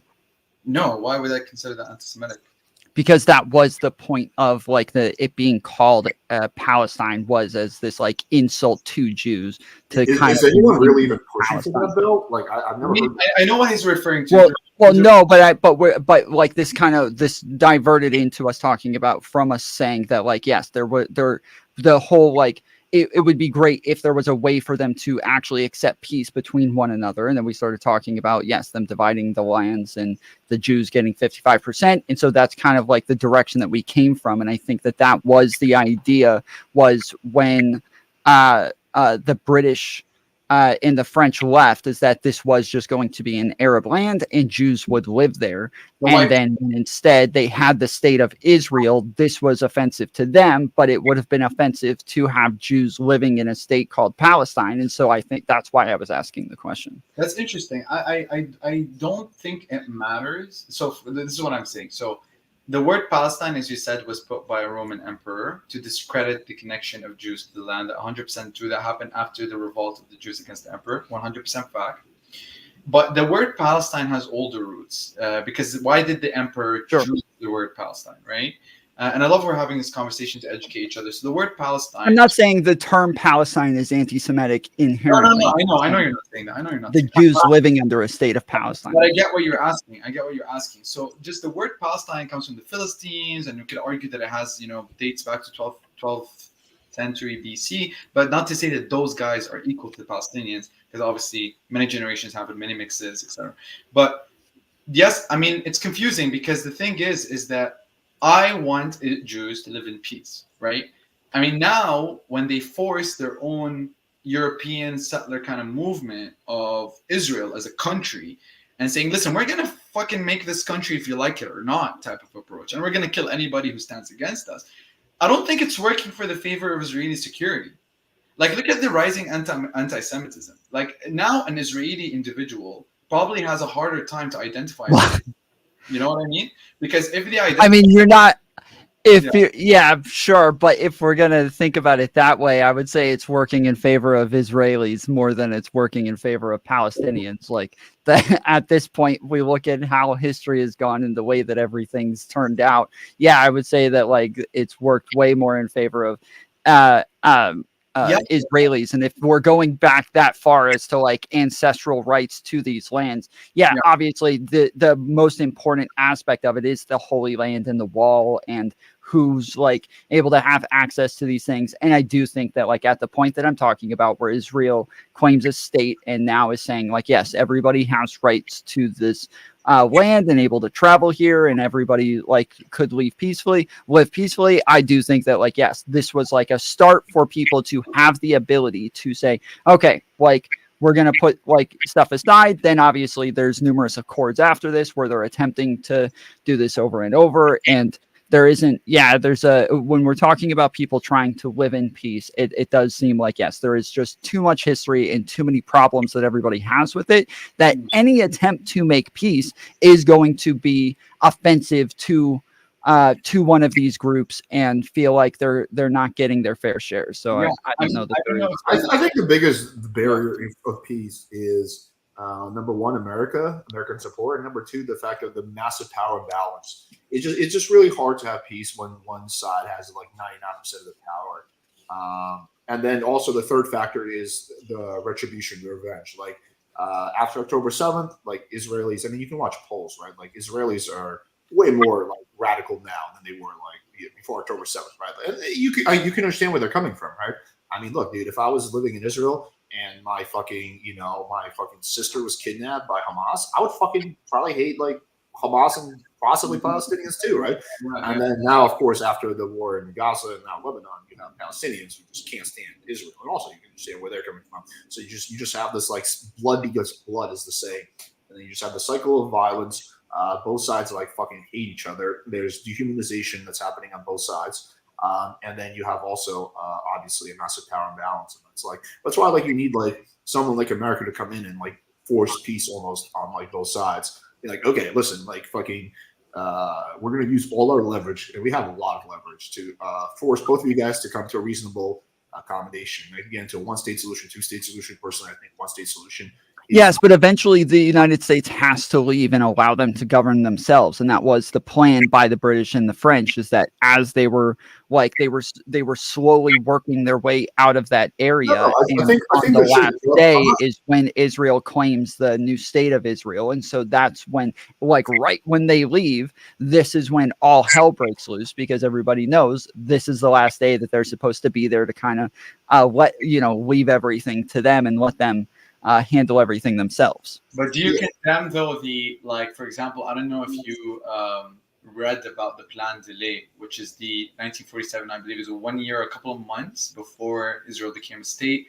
the Haganah, which is the precursor of the IDF, literally massacred and displaced 700,000 Arab Palestinians through like a systemic approach. Because, you know, how did they get the whole country as a country? How did they actually secure? How did they displace all the Palestinians in land? They had this horrific approach, man, where they went into these villages, burned them alive, shot Palestinian women who were pregnant across the wall. Anybody who wants to look into it, just try 1948. Nakba is a catastrophe. Just look into the plan delay, man. It's really horrific, and I think that you just have to. I agree. I understand the reality of things, but at the same time, we have to admit that Israel has a dark history. I'm not saying you don't admit that, but I'm saying Israel has a dark history, and you can't like this. I think you said a couple of minutes before that this idea of Israel just wanted to get everybody peacefully. That's not true. I mean, that's not true now. I mean, 2018, a couple of years ago, before the October 7th Hamas-Israeli war, Israel passed a nation-state law which removed Christians and Muslims from self-determination in the land. Right. So now, if you're a Christian and Muslim, maybe it's not how it is on ground, but from a constitutional perspective, you don't have the right for self-determination. Okay. I do want to get back to reacting to the debate after this. Sorry. Okay. I do want to get back to reacting. Yeah, go ahead. But that was fun. Okay, yeah. All right, let's keep going a little bit. We're obviously not going to get through even. I mean, you can skip a lot as well. Like, there's a lot of things that are repetitive. Yeah. I want to see what happens here. Kareem, in your opinion, what country is the biggest destabilizing I would say force? Israel, and I refer you to Richard Pearl, who is the U.S. Secretary of Defense, who wrote a document for Netanyahu in 1996 for the next 20 years. And in that document, he details how Israel should conquer and like damage, destabilize Syria and Lebanon. And he refers. Oh, just fun fact: Israel stole nuclear material from the U.S. in the 60s. Just a fun fact. What? Yeah, you didn't know about that? No.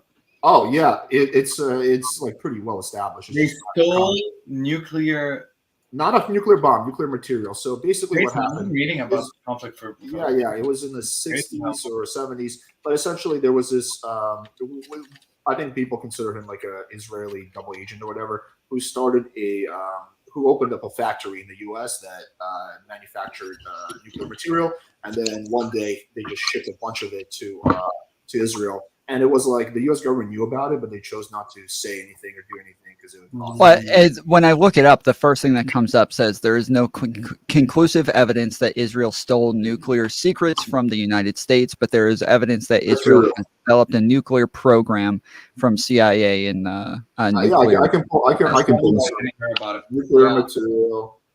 Israel stole. I mean, there's a lot of shit like that. It says November 5th, 2 classified documents written in 1976 and made public today show that the nation's intelligence agencies suspected that Israel may have obtained up to 200 pounds of uranium missing from Pennsylvania factory in the mid-1960s and used it to produce nuclear weapons.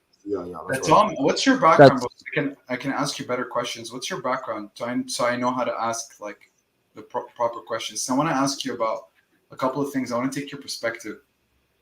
Wait, let me get through like a little bit more of the debate. No worries. Sorry about that. Sorry, go ahead. No, my bad. I was the one that opened up. Let's go. First to basically how they have minority and majority destabilization and how they have a lot of ethnic sects. We're talking about PLO, who funded the Christian militias in Lebanon to fight against the Muslims. Wasn't it Israel? Okay, so exactly, that's the Prime Minister of Israel. Please let me finish. To fight against PLO, you made a support the statement. who's meddling in other people's affairs? That's what I'm saying. You're painting Iran to be a soul. The Islamic Republic is meddling in other people's affairs. But you're saying it's Israel. I think it's Israel, and I think there's documents that show why I would say it's Israel, and I'm backing out with facts. Before Israel's existence, the Ottoman Empire that stemmed, including all the Levant, Jews and Christians and Muslims, I'm not saying there weren't acts of anti-Semitism, but comparing to how Jews were treated in Europe, Jews, Muslims, and Christians were living in relative peace. It is the only market validation we have where over 1,000 years of market existence, we see Jews, Christians, and Muslims being able to live in peace relatively so. The Jews are able to be politicians. The Jews are able to be, what other empire Jews were politicians? Do you know why the French mandate? In Germany, they had leadership roles. Elika, what time do you have to leave, by the way?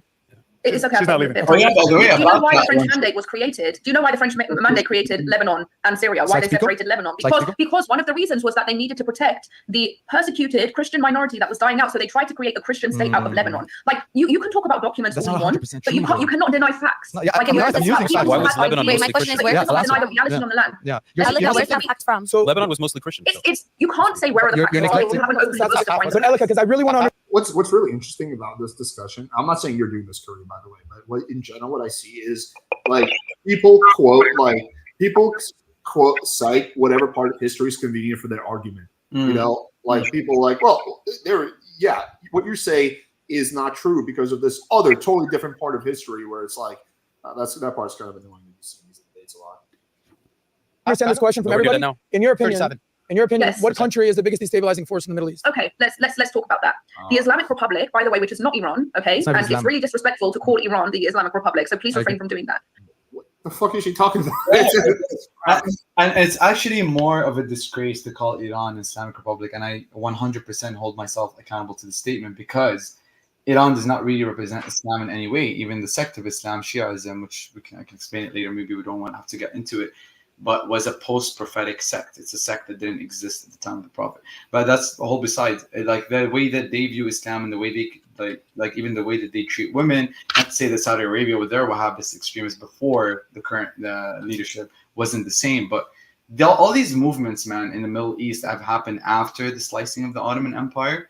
I'm telling you, if the more you study, the more you realize that it was done obviously for resource gain, obviously to create to make sure that the Islamic Empire is destabilized, but it's really to kill Islam's image. I think that's a big role in it because you have to understand how far reaching Islam was before, right? Islam reached all the way from West China to the southern shores of Spain. Yeah, but aren't they just literally the Islamic Republic? Like they are an Islamic Republic, like Pakistan, like they are just officially an Islamic Republic. I mean, they call themselves an Islamic Republic after the Shah, right? Like they just call themselves an Islamic Republic because like to right. So then why would it be disrespectful when she says it's disrespectful? How does that make sense? Like is it officially an Islamic Republic? Yeah, she's trying to argue that like, oh, it doesn't represent Iran. That's what she's trying to say. Yeah, because I understand that most Persians, Iranian people hate the fucking Iranian government, but I don't know what the point is. I think that's true all across the Arab world. Most Syrians hate Bashar al-Assad. Most Lebanese people hate it.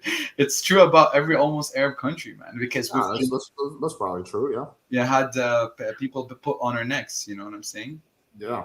The Islamic Republic is absolutely the most destabilizing force in the Middle East. This is not a matter of opinion. This is not a matter of finding a 1,000-year-old document where someone made some claim and thinking, oh, maybe this is dangerous. This is a matter of fact. You have the regime. Okay, no, I'm not. The nature of the question. Yeah, see, she's saying it's a matter of fact, but it is a matter of fact that they are officially an Islamic Republic. No, I think she's saying it's a matter of fact that they are the most destabilizing.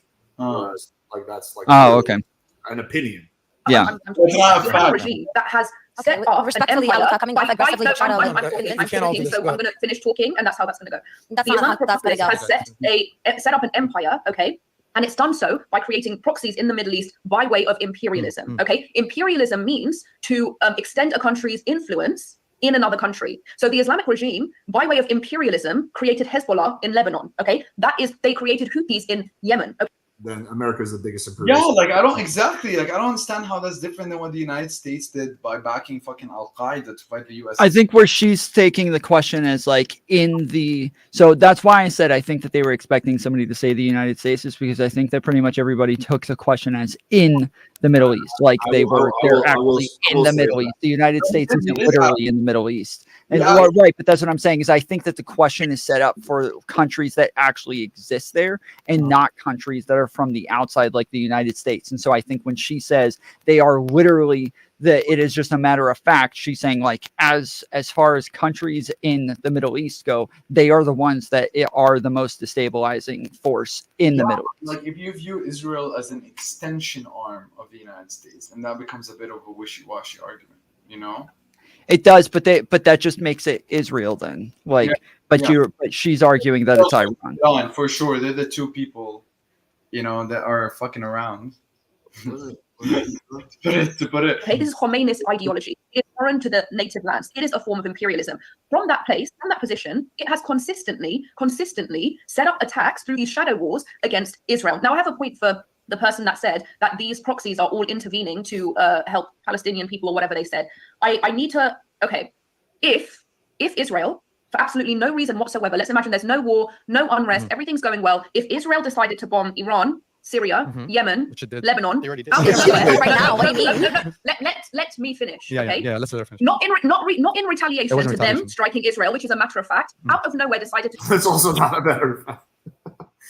Do that, and the response from Israel was I'm just saving Iranian oppressed people from the Islamic Republic. I'm just saving Yemenis from the Do you Houthis. think I'm Iranian just people saving need to Syrians be from the Israel? Assad regime. I'm just saving Yeah. Lebanese from Hezbollah. Would a single person on planet Earth believe that? Of course they wouldn't. And yet, somehow, you believe that a terrorist regime that rapes, slaughters, blinds, Those were all debunked, by the way. Hilltop to you with Ben Multiple Gvir. times they were debunked. Someone guys, else guys, there. people All right, is Elika, finish your somehow- point. 30 is seconds, and then I'm coming to free Karim. oppressed people somewhere else. How in the world could you ever believe that? How? So Yeah. your contention. Okay, so everyone here. By the way, Elika, are you Jewish, Muslim, Christian? What are you? Guys, her volume is off. Well, volume. My volume? Oh, Yeah. she's Yeah, back. What religion are you? I come from a Muslim family. Okay, so you are Muslim, So she's agnostic. but you're anti-Islamic Republic. But I love Most Arabs. persons I love Arabs are. The Islamic Republic. The Muslims of Iran are against the Of course. Islamic Well, Republic. yeah, that's not. I'm not pro Iran. So- you know, but- I'm not but- saying Iran is. But you're saying that Why are Israel you- is the biggest yeah. destabilizing force. Salim, you're Right. saying which country? Oh boy, you're putting me on the spot. Tom, you're mute. I think as of right now, Sorry, what? Tom, you're mute. You're mute, Tom. I think he's talking to his chat. He does that sometimes. Okay. Yeah. No. Sorry, I was talking to you guys. Sorry, I unplugged my mic earlier, and I guess it automatically mutes me on here. She just said there is no Islamic Republic. She just said that again. There is no Islamic Republic. I don't know what it is that she means by this at this point. But like, I feel like she's saying that it's offensive to say that these are states that actually represent Islam, but that's not. They don't represent Islam just because they call themselves an Islamic Republic. They are saying that we are just like a place for people of Islam. They are a by far majority Islam country. Just because they let some other religions there doesn't make them less of an Islamic Republic. Like, I don't understand what she means by this. By the way, sidetrack, very quick. The most country, according to Pew Research data, that has atheist Muslims is Iran. Iran, yeah, I know that. Yeah, I've And, heard this. and the reason why is because their version of Islam, and I can definitely hold myself responsible to argue with anyone about this, but I guess you guys don't want to go into it. But basically, definitely their version of Islam has nothing to do with, you know, the Islam itself, and they hit themselves kind of like how a lot of I don't want to label anyone, but I think Jehovah's Witness does that. I don't know a lot about Jehovah's Witness, but I know like they hit themselves, and these guys hit themselves, and that's not a practice in Islam, at least, you know. And they do a lot of other shit. They fucking like, you know, I mean, they had all the attack on women as well, even though most of the female scholars from 6th century to 16th century that were women were all from the Islamic Empire. People don't know that, actually. Yeah, Iran is bad. Okay, like we're gonna agree on that. how? Yes. Well, Israel's bombing the shit out of a lot of countries right now. Why though? Why? That's a good question. Because, How about- For the greater Israel project. Netanyahu doesn't want to go to How about this? jail. I mean, How about this? Not a trick are we question. getting into Who was the biggest fucking destabilizing force prior to October 7th? prior to October 7th? Yes. Country? It's like This is saying- a hard Hold on. question. I can say Iran Yeah, if that makes because everybody feel happy. No, But I mean, no. like I can blame Guys, Iran. we're and talking to Hezbollah Sal and here, Hamas. so go Be Sal. honest. Answer the question honestly. What do you Honestly, I mean, listen, dude, I'm just a truck driver. I don't know why he just wouldn't answer the question. Yeah, this is what I'm talking about. He will not answer a question. He starts to make statements, and then as soon as they ask him a question, he doesn't answer it. I think it is kind of obnoxious when they say, like, well, Israel's bombing the shit out of everybody, and then they say, yeah, but why? Well, as soon as you answer that question, now you're going to ask, well, but why did they do that? Well, because of this. Well, why did they do that? And yes, now you're just like, now you're off spanning back all the way into the fucking early 1900s, just like we just did a little bit ago, going all the way back into biblical times after that. Like you're on a never ending snowball. So, You know, I'd like to hear your perspectives about this, because you guys, you know, you live in the States, I live in Canada, we all have freedom of speech. You know, the thing is, a lot of Middle Easterners have internalized from a very young age, some more than others. yeah, the fear to speak up, you know, about politicians and things like that, right? Because they fear that speaking up is gonna have serious retributions to them. You know, like I remember growing up, like my dad, like I never lived in Syria, but before the war, we would visit at like beach house, or like we would just like visit in the summer. Well, no, I mean it worked out pretty well for Jamal Khashoggi, right? Like, you know. Yeah, exactly. Fuck, man. I guess may rest in peace. But like, that's what I'm saying. Like, I don't know him much. I never read his work, but at least anybody who's fighting for freedom of expression is someone I respect. And that's the thing. Like, yeah, I think it's that, bro. I think like if an American sees this and is like, why isn't he just saying it? I think there's an internalized fear to say it. And if you realize, that's an interesting point. Say again. That's an interesting point. I don't know much about that. You know, I grew up in a country where there's no free speech, Belarus, because we have a dictator. But I moved when I was 7, so I grew up in America. So Yeah. I'm used to saying whatever the fuck I want. Yeah, we're really lucky, man. We're really lucky. Like, I love Canada, even though Justin Trudeau is whatever. But I really like the country I'm in because of that. Yeah, for sure. But you're Palestinian, you're Not Christian, you have a perspective. Of course I do. Prior to I October mean, 7th, if you're saying it's Israel now, who was it prior to October 7th? I mean, it's always been Israel, right? They're Palestinians live under occupation. No, but I'm saying the Middle I mean, East. I don't. Okay, Iran. If that makes everybody happy. No, Sal, don't take the easy way out. We're not looking to make people happy. We're looking for truth. The truth. Okay. I mean, I can say Iran, but like nothing's. That's the problem. When you guys say truth, you make it sound like on TV that you know it all, and you don't. Nobody knows the truth here. I can only speak and say I might know this, but it can only be 80% true. Bro. And They're everybody- I know. They're asking you. What do you? Nobody has to know it all. They're asking you right now. You're there to give your opinion. What do you mean? My favorite expression resembles defeat right here. It's like, fuck my life, bro. The guy did not finish his argument. I know. You guys are Disappointed. on different perspective. Yeah. You make it sound like you're some sort of historical. What's up? No, nothing. You're good. You're good. So, Alex, thank you for waiting Okay. patiently. Thank you, Sal. No problem. Who do I think? Yeah, who do you think is the biggest- stabilizer? Yeah. So it depends on perspective. If you're someone who is, let's say, Israeli or you're American, then you're obviously going to think it's Iran. Even if you're Saudi Arabian, you're going to think it's Iran. If you're Palestinian or you're, let's say, Lebanese, then you're going to think it is Israel. If you're Iraqi, you're going to think it's America. So a lot of it depends on perspective. But this very point in time, in the Palestinians last, don't support Wait, Islamic hang on. Republic. You just ramble for a while. Let me just get pointed. For the last 9 months, Dude, this chick would not stop interrupting. for the last 9 months, I would say it's been Israel because they have been doing the most bombing, displacing the most people from their homes. So at this very point in time, it is Israel. But okay, so here's a question. When you say they've been doing the most bombings and the most killings, I don't know if that adds up because listen, I don't know that. He sounds all like so defensive, like because even when you say this, yes, he starts like but like as soon as somebody says like, oh, it just is Israel, he's like, yeah, but why? He's like, What he's gonna do here is he's gonna, because I clearly said in the last 9 months, like at this point in time, and what he's gonna do is he's gonna go back historically and say, well, in the last 50 years, we can look at the number of deaths, and then when I challenge him on it, he's just gonna change the topic. hear me out, guys. Okay. I don't know if you guys have been following what's happened in Syria for the last 10 years. Yes. I don't know if you guys have been following what's going on in Sudan for the last decade. I don't know if you guys have been following what's going on in Yemen. I love that you said that. They're winning the body count war. Now, by miles. so Yeah. now Actually, it's Saudi Arabia and America that's killing the Yemenis, but yeah. we can argue the facts and the numbers, but I don't even. oh think yeah, it's and I close. think You guys he's fact check that. asking about like countries that are actually in the Middle East. Maybe. I don't know. You should have clarified. Hell out of me right now. There's a difference. From what I understand, Sal, There's a difference between that, civil hold war. on, Okay. hold on. If we're just solving for civil war, religious war, regional conflict, land wars, we can kind of go tit for tat. I'm talking dead people. How many dead people have occurred in Syria? A million? Half a mil? Half a million? Half a No, just a mil? half a mil. In the last How 9 many months, people in Sudan? No, I'm asking. Yeah, I'd love to. Million. Like That one I How don't many know. people in There was a Yemen? genocide. There are a lot of people died, So my question is this. Yeah, Sudan has had a genocide, like an internal genocide. Oh, anyway, I don't know. The more I listen to Adam, the more I'm like, dude, this guy's cringe. There's, we hear the number 40,000, what they It's can't over distinguish between. 200,000. 45. It's over what? Douglas Murray brings It's that very point. close or over 200,000. I've We're never. just making up numbers. No, that's according to the Lancet. I know what you're saying. Now we're just making It is according to the Lancet. Guys, I've fact checked this Can I thing. just bring Hold 20 on, hold on, seconds? guys. 45, I'm gonna ask the 45,000. question, and then you guys can all yell at each other. It's a Lancet, you dumb fuck. Yeah. Um, So you want to do it? We just said million, half a million. Right. The number that I've heard consistently recently is 40,000 dead Palestinians. Okay. Okay. So she just threw out 200,000. If it's, I'd be like, No, sure, she's not wrong. 200,000. She's not wrong. The Not Lancet. wrong. The Lancet. Sure. The same So this measure. is So you wanna including tell me- I Hamas. have a question for you. Hold on, no, Don't no, forget no. under Ask the my rubble. question. Under I the tried. rubble. Here's my question. Why is it Israel that's the biggest destabilizing force when Yes. there's literally millions of dead Muslims and Arabs all around the Middle East? Great question. Afghanistan, Iraq, Syria, Yemen. Some of these countries, Trump says these shithole countries. Some of these countries are freaking shitholes. Yeah. So But this is the last 9 months. why is Israel? What does it matter? Why Guys, is do you mind it- giving me the It doesn't space matter. to answer Go this ahead, question? Kareem. Yeah. So if you want to kind of talk about the destabilization of the Middle East, let's talk about the Middle East for a second. Yeah, but answer my question Yeah. about the numbers. I'm going to come to it. Okay? You have to understand that when you look at Syrian civil war or what's happening in Sudan, that there is one entity that's creating destabilization in this region, and that's kind of American interest, the CIA. It's a remnant of, as they toppled Mossad, they were talking about Iran, as they toppled Saddam Hussein, right? So you have to understand that it's like kind of like a puppet analogy, right? You have the United States and the CIA funding rebel groups, creating destabilization, accessing natural resources. They empower one person. He does well because a dictator. I thought that was a really good point. Yeah, you're completely correct about that. Thank you.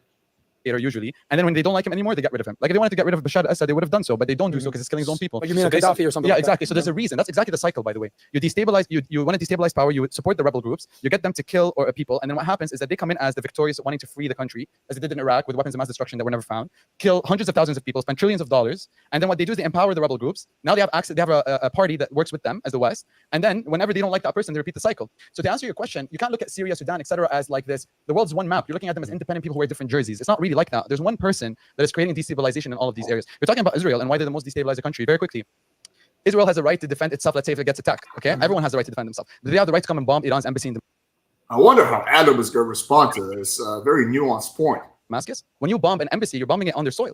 technically, lawfully. So if you do Nothing that, next just to one the- second. If you do that, they want that's an to act of build war. next So if and then Iran and then Israel kills the chief negotiator of Hamas while he's visiting on a guest visit in Iran, they kill him in his room. So let me give you an example. Ben Gvir, let me just say, Ben Gvir is accused of supporting terrorism. Ben Gvir is a cabinet minister. If Iran kills Ben Gvir with the excuse that he supports terrorism and bombs Israel's embassy in Turkey, would you accept that Israel I wonder if Adam's going to answer this question. does not retaliate? So he didn't answer the question. I'll tell you why you didn't answer the question. No, no, You didn't answer the question. You didn't answer the question How did I answer? because no Jews, no. Nope. He's Yeah, he's that not was gonna- a cheap shot by this guy, bro. It's like, yeah, no, this guy was doing nothing but cheap What the shots. fuck? This guy's like a perpetual like fucking victim. like, I've been a balanced guy after. Jewish. It's I so can- hard to be a Jew in 2024. Like GTFO, man. Well, I mean, that's Jews, what right? they're It's the doing. They're inviting on like advocates for two different sides, and that's why I said like it kind of it is like extremes on both sides throughout most of this, where the points are really only arguing kind of one side and one perspective of things, and then the other side is going to respond to that by only giving the other side only the other perspective in it. No, look, I think it's a complex issue where you could make a good pro-Israel argument, but as soon as you make it about Jews instead of Israel, you just lost my attention because I just think you're just. And it didn't even mention them. Like in what I was explaining, I was talking about Israel bombing Iran's embassy. I was talking about the division, the CIA's intervention in the Middle East. I didn't even mention Jews. I didn't even say the word Jews in my argument. So quick to like just jump to anti-Semitic. This is like another pet peeve of mine. Is like every time, or it wasn't worse. Now it's gotten a little better, but criticizing Israel, just you're anti-Semitic. Like you're anti-Semitic, which I feel like I have a little bit of a defense because I'm half Jewish, so I could be like, fuck you. Like I have family in Israel. I've been there like 20 times. Fuck you. I'm not anti-Semitic. But it's so stupid. Like this dude just jumps to, oh, it's because they're Jewish. Like no, it's not. No one talked about anything at all that's even remotely in any way anti-Jewish. But like he has to make it about like, oh, it's just such a bad faith argument. That's, I think, the best way of explaining. Yeah, he was probably the worst. The guy right there, he is probably the worst. He's probably one of the worst. But there was he was really bad. Every single time it came to him, it was just this very like one-sided extreme kind of argument that didn't really have a whole lot of nuance to it whatsoever. It was kind of like arguing with Ben Shapiro about this topic. Yeah, and then Adam's going to get out answering the very good question Kareem posed. Like now Adam's not going to answer that question. Like thank you, Mister. It's just because of the Jews. Jews aren't the ones who are perpetuating. No, but Wait, hold on. Actually, he's right. That's what I was about The to reason say. why He's the right. reason why you don't care about the millions of Muslims being killed all over the world is because the Jews aren't the ones that they're not involved in that. Now, I just need to address two more things. I'm the first one to condemn. So there's two things. There's two things. Congratulations. Yeah. Listen, there's two things that I want to respond to that I was waiting too patiently. First of all, everybody jumped out of their seats twice in the last 5 minutes. One, when you said that now everyone jumped out that Israel is responding by bombing all these countries all over the Middle East. You know why? Wait, too bad. Because we have a state of Israel and too bad. That's really the crux of the argument. Too bad. Like he gave away the game here. An army that you call a terrorist group, okay? The Israeli Defense Forces. Now the difference is, you guys have been the Muslims, not you guys. I'm sorry, let me rephrase. Muslims have been attacked. Well, My political career, that guy has just like nothing but Freudian slips. He's like, shit, bro. I don't want to get canceled. Why are you making it about religion? What do you mean The time difference immemorial? is, What? Give me I'm a going to fact. finish Give me my a fact. sentence. I'm going to finish my No, but sentence. let's be factual. The difference is now that we have an army that's going to respond to defend our people and the place of the land, yes, of Abraham, Isaac, and Jacob that was given by God to the Jewish people. Yes, Gabe, who's absolutely. funding that That's army? going all the way back. That's first. The second time you guys jumped out of your seats, which we have to address because we're a day after October 7th, is when it was said that Hamas came across the border and murdered and killed and murdered and raped and burned over 1,200 innocent people in Israel. Everyone jumped out of their seats. It was debunked. This is the reality of the life we're living in now. Hamas. Okay, it was one girl, and what I think she was, if I'm to steel man her argument, she was talking about the whole idea that there was mass rapes that happened on that day. That's what she was saying was debunked. I don't think she's arguing that it was debunked that people were murdered on October 7th. Like no one's really arguing that. But again, like he's just saying the most bad faith argument. I don't know that was debunked. It was just like that. There wasn't a whole lot of like. There wasn't. Okay, yeah, you're right. But it wasn't. There wasn't evidence for it. There wasn't enough evidence. What are you talking about? Beheading babies? That there were like mass amounts of rape on October 7th. No, I heard that the White House responded that wasn't true or did not get evidence, as Tom was saying.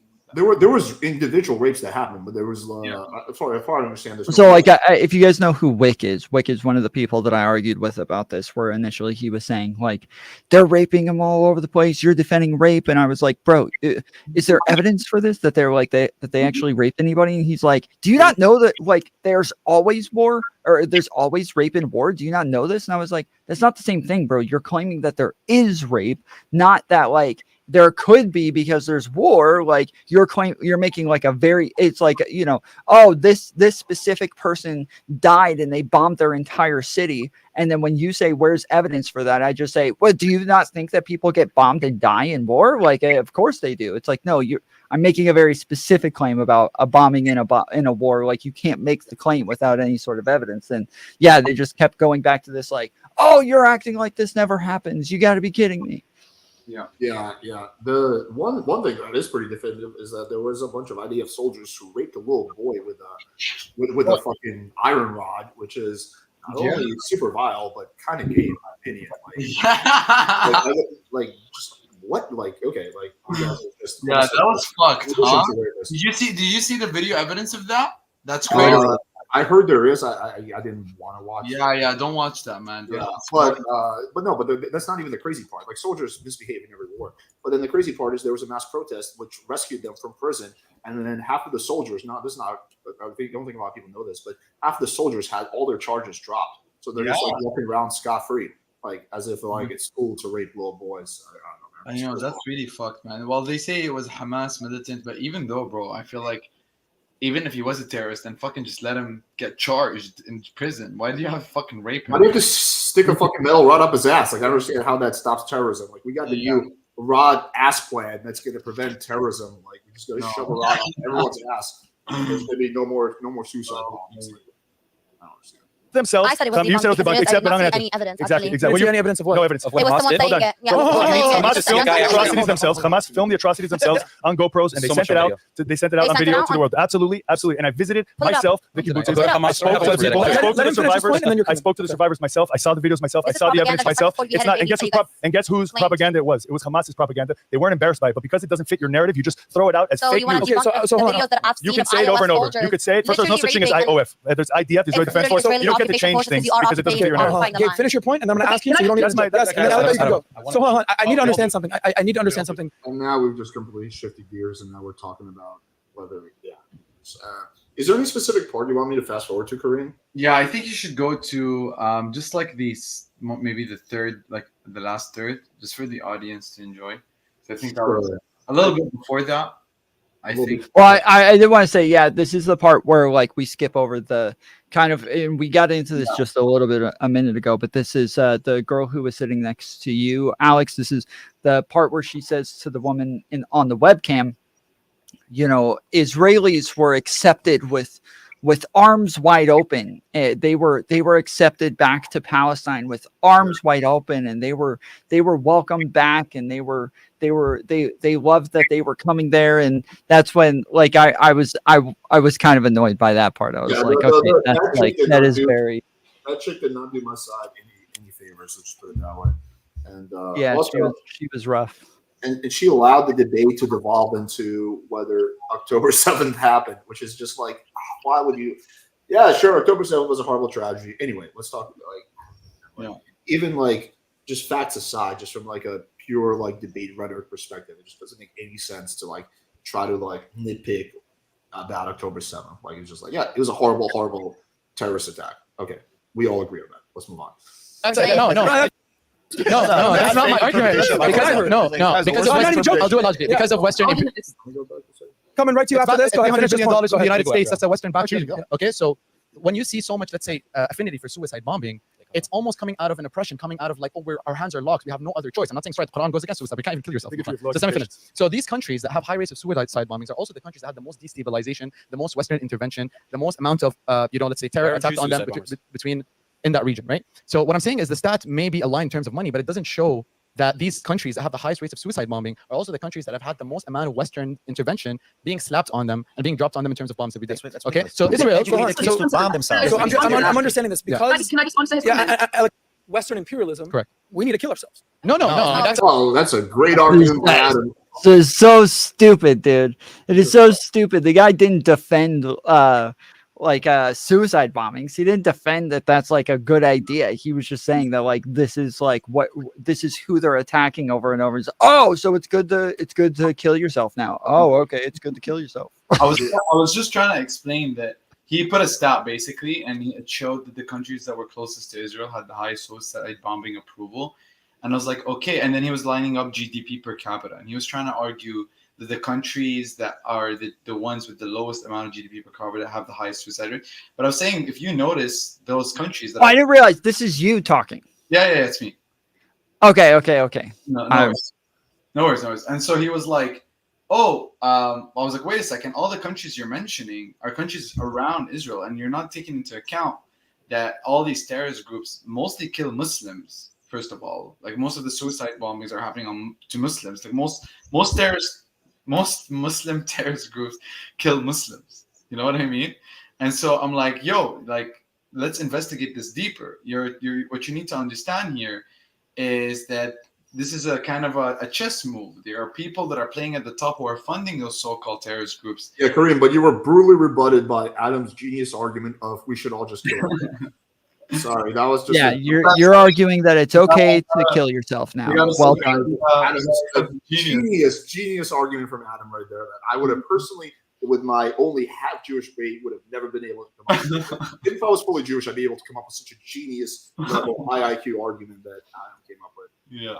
I mean, if you had asked me like what his response was going to be, I don't think if you gave me 100 chances, I would have guessed that he was going to say it's okay to kill yourself.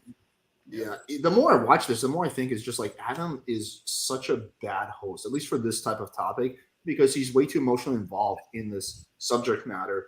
And he can't like when there's debates that I moderate where I'm like, I feel some type of way about a topic, but I'm able to separate myself and be a neutral moderator. But he's so far from a neutral moderator. He's like a kind of debating, but also he's like conveniently changing topics. So none of the real questions, like the good questions. Well, and he asks follow-up questions to the Arab. What do you guys call it? The Arab side, the Palestine side? Yeah, sure. The Palestine side. Not war side. Yeah, he keeps asking a lot of follow-up questions to them. But then when the Israel side goes, they say some of the most fucking outrageous stuff, and he just doesn't say anything. And then it's just like, okay, thanks for that. And they'll talk for a long time. The guy sitting right next to him on the Israel side, that guy will talk for such a long time and say some of the most outrageous stuff, and he just allows him to ramble forever. But then the girl who's just as extreme to his left on the Palestine side is just like she's cut off very quickly. She'll get a lot of like follow-up questions and push back on everything that she's saying. It was the way that he moderated this was wild. Yeah, it was dog shit moderation. I'll just call it like it is. But yeah, you're completely right. He did not ask like really any kind of follow-up questions. Like he could have easily, like with that other guy, been like, wait, are you saying it's about the reason that all this is happening is because everyone hates Jews, like that other guy with the yarmulke? But like that would have been a good follow-up question. But like, yeah, of course not. I didn't. No, that's not my argument. Because I'll do it logically. Because of Western imperialism, nobody's heeding our call. Nobody's heeding our bureaucratic solutions. They're trying to tell the world to help us. Therefore, we have no choice. Therefore, there's a power vacuum. Someone says, "Oh, I'm going to help you guys. I'm going to do this." They support that regime, and that regime commits atrocities like suicide bombing because they look at it as, I guess, a simple way where they can hide weaponry under their clothes and do something terroristic like that. But what I'm saying is, this comes out of the oppression that nobody's heeding the calls of the Syrian people. Nobody can. A good solid point. Now let's see how they respond to this. Real quick, who is the webcam girl? Because I like what she's like. Is she like a pick me from Iran? Like what is she? What is she doing? I don't know what her career, but she's been on. She's been on Piers Morgan a couple of times. I don't know if she got like 60% somehow. Yeah, I don't know. Yeah, because I'm a little confused as to even what she's arguing for or like what side she's on. Like it was Israel side. But then I'm so lost. Then okay, so she's confusing. Like my dad is like very much like not hardcore Israel, but like he's definitely much more pro-Israel than me. But after the debate, like the first thing he says, like, "Damn, that girl on the thing was anti-Semitic." She's like the only anti-Semitic person there, which I thought was interesting. I didn't get that vibe, but that was just an interesting observation from my dad. He thought that webcam girl was anti-Semitic? That's what his opinion is. Again, I didn't get that vibe, but that's what she seemed to be the most like pro-Zionist person. I don't know. I guess somehow my dad's like fucking 59-year-old brain. I don't know. I'm saying again, like that was my argument. I'm joking. Came to the aid of the Syrian. I gotta tell you, I'm coming right to you. tear this argument apart. Yeah. I have black friends. Cool. Okay, this is a weird metaphor, and they're like, "Nah, man, you gotta understand, like, my great grandparents were slaves," and I was like, "Yeah, but you were born in fucking '92, bro. Yeah. Like, you were born during the Clinton administration. Like, you watched the Fresh Prince of Bel Air with me. Like, what are you talking about? Mm. No, man, we've been oppressed." It's like, well, at what point are you no longer a victim? At what point do you just take? This is such a dumb You, argument. dude, I cannot. Yes, this is not the person to host this conversation, dude. This is the last person who should be hosting a conversation about like the very intricate history of Israel-Palestine when he can't even accept that the history affects the people right now and what's happening right now. That is ridiculous. Trying to equate the history of slavery to the current situation right now and this very second in in Palestine territories is just insane. And I'm gonna try to make that point, and he's just gonna change the topic like he always does. Take authority for yourself and say, listen, we got to make a change. Well, like Michael Jackson said, I'm looking at the man in the mirror. I got to make a change. It's you. At what point, whoever it is, whether it's blacks in America, whether it's Muslims in the Middle East, say, listen, we got to figure this thing out. Because you know who feels bad for you? Nobody. Nobody cares. That's right. 80% of people. It's like a Freudian slip right there. There's a lot of people who feel bad for the people who get killed. But like, it's not, that's good shit. That's the Arab Spring. That's the Arab Spring. Let me Don't care about your problems. Let me answer- Glad you have them. At some point, the excuses got to stop for everyone, and you need to look at yourself and look at your own people and say, what can we do better? Instead of saying they did it. Western imperialism, Israel. By the way, it works across all ideologies, across all religions. Look at yourself in the mirror and say, what can you do? Rather than they're the bad guy, they're the bad guy, they're the bad I wonder if Adam will do that himself. guy. Are you saying What they can I didn't do? try? Do you think black Can people I answer this justify question playing the before game he responds? Can I answer the point that he made? Yeah, I'm not going to get that point across because the annoying Persian girl. Alika, go ahead. Okay, so listen, you can't say that this is the result of Western imperialism unless you're going to say that about every single say country that. that was made out of the same. Can I speak Yeah. now? Made Yeah, out of the get the same mic so Western she talks, go ahead. imperialism. Which okay, let me just please every Go single ahead. time. Oh, sorry, Persian girl. You clearly haven't had enough talking time. Yeah, she didn't You're interrupt really us. being talked over. We should. Sorry. We're talking way too much. We're not giving you enough talking time. My apologies, Miss. I'm not Iranian. Whatever. Yeah, one sentence. Okay. The French mandate created Syria and Lebanon. Syria didn't want that. Syria wanted all of Lebanon. Okay, but they exchanged. They agreed to Green, should I fast forward a little bit? Yeah, if you want to. this land for mutual sovereignty. They forewent. I would first of all address really the misconception as an Israeli to say that the Levantine Muslims and Christians are actually the sons of Jacob. They're closer to Jacob than they are to Ismail, according to This genetic is the data. part where he makes published- us. This is the part where he makes us switch roles. Yeah. Thanks for the clarification. He asks each person, what would you do if you were if the Palestinian side was pro-Israeli or the Israeli side were pro-Palestinian? So everybody here is flipping jerseys, if you want to put it that way. Yeah. Before we even, because I don't know how far into this is, or if we're skipping some people's answers, are there a number of people who just don't really do that and they just answer like, oh, if I would just give all the land over to the Israel government and just let them take control of everything because that's what would be best for my people? Or like, is there anybody who does this? Pretty much everyone. Well, what we can do is you can show that part if you want, if you're interested. Okay, sure. Yeah. That's a good one for all the audience to see. I think that's pretty entertaining. Okay. And then maybe the one at the end, which is the conclusion of what's everyone's. Yeah. I do want to wrap up in maybe 15 minutes. Exactly. That would be two last things that would be nice. Okay. The guy with the fedora. Let's I start haven't with Gabe. really Now, Gabe, considered if anything. you're a Palestinian, if you wanted to make Palestine great again or Gaza great again, what would you recommend? So I don't have to pretend to be a Palestinian to make the argument for the Palestinian people. In fact, the panel, I'm surprised that no one would even try to push to make this argument. But for the Palestinian people, for the Arabs that live in Israel, whether it's in areas controlled by, Let me guess. Overthrow Hamas, accept that Israel is going to stay and that Jewish people have a right to the land. And what else? Oh, and those are the two things. It's like what Smotrich said in his decisive plan 2017 when he said, we need to make the Arab understand he has three options: to live under subjugation of Israeli rule, to immigrate, or to die a martyr's death. Literally said that. So either accept us, either live under us, immigrate, or we're gonna kill you. Just also for Smotrich is one of the cabinet ministers. He holds a lot of power in Israel. It's not just the minister of finance. Yeah, I understand that it is more nuanced than this, but is overthrowing Hamas or like getting rid of Hamas not something that actually is like in the interest of Palestinians? Is this not something that would actually be beneficial? In theory, it would be. But the whole idea, I never like this argument. Like, well, yeah, your government is fucked, so you should overthrow it, because trying to overthrow your government just means death for you and your family. Like, this is, you can make the argument, like people. Well, so does attacking Israel, and so does having your leaders like committing. Yeah, but we're talking about, like, okay, if we just go with, like, this was argument was used a lot with Russia. Like, why don't Russians just overthrow Putin? Like, since he's such a bad guy, right? Because if you're a Russian, you try to overthrow Putin, like, your whole family dies and you die, right? So it's the same thing. Like, if you're in Gaza, No, hold on, that's not the same thing, because this is like, again, this is like, we're saying the state, the people, we're saying, oh, they're all just getting like ethnically cleansed, they're getting genocided, they're all just getting killed off massively by Israel because of the attacks from Hamas, and then we say, oh, well, are you better off getting genocided by Israel or getting rid of Hamas? No, that is the two would be so options. much better off without Hamas. But we're talking about, are we talking about from one person's perspective or from the perspective of all the Palestinian people collectively?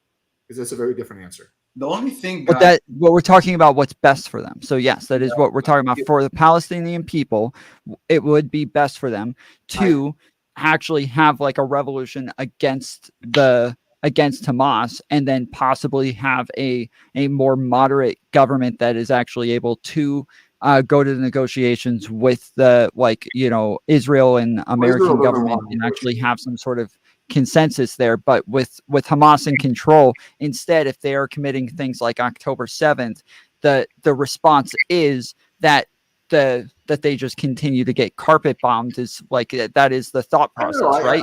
I agree. I'm just looking. Okay, the difference is I'm looking from a one Palestinian person's perspective. Like, I'm just a one person living in Gaza, right? I have a shop or whatever. I'm not involved in Hamas in any way.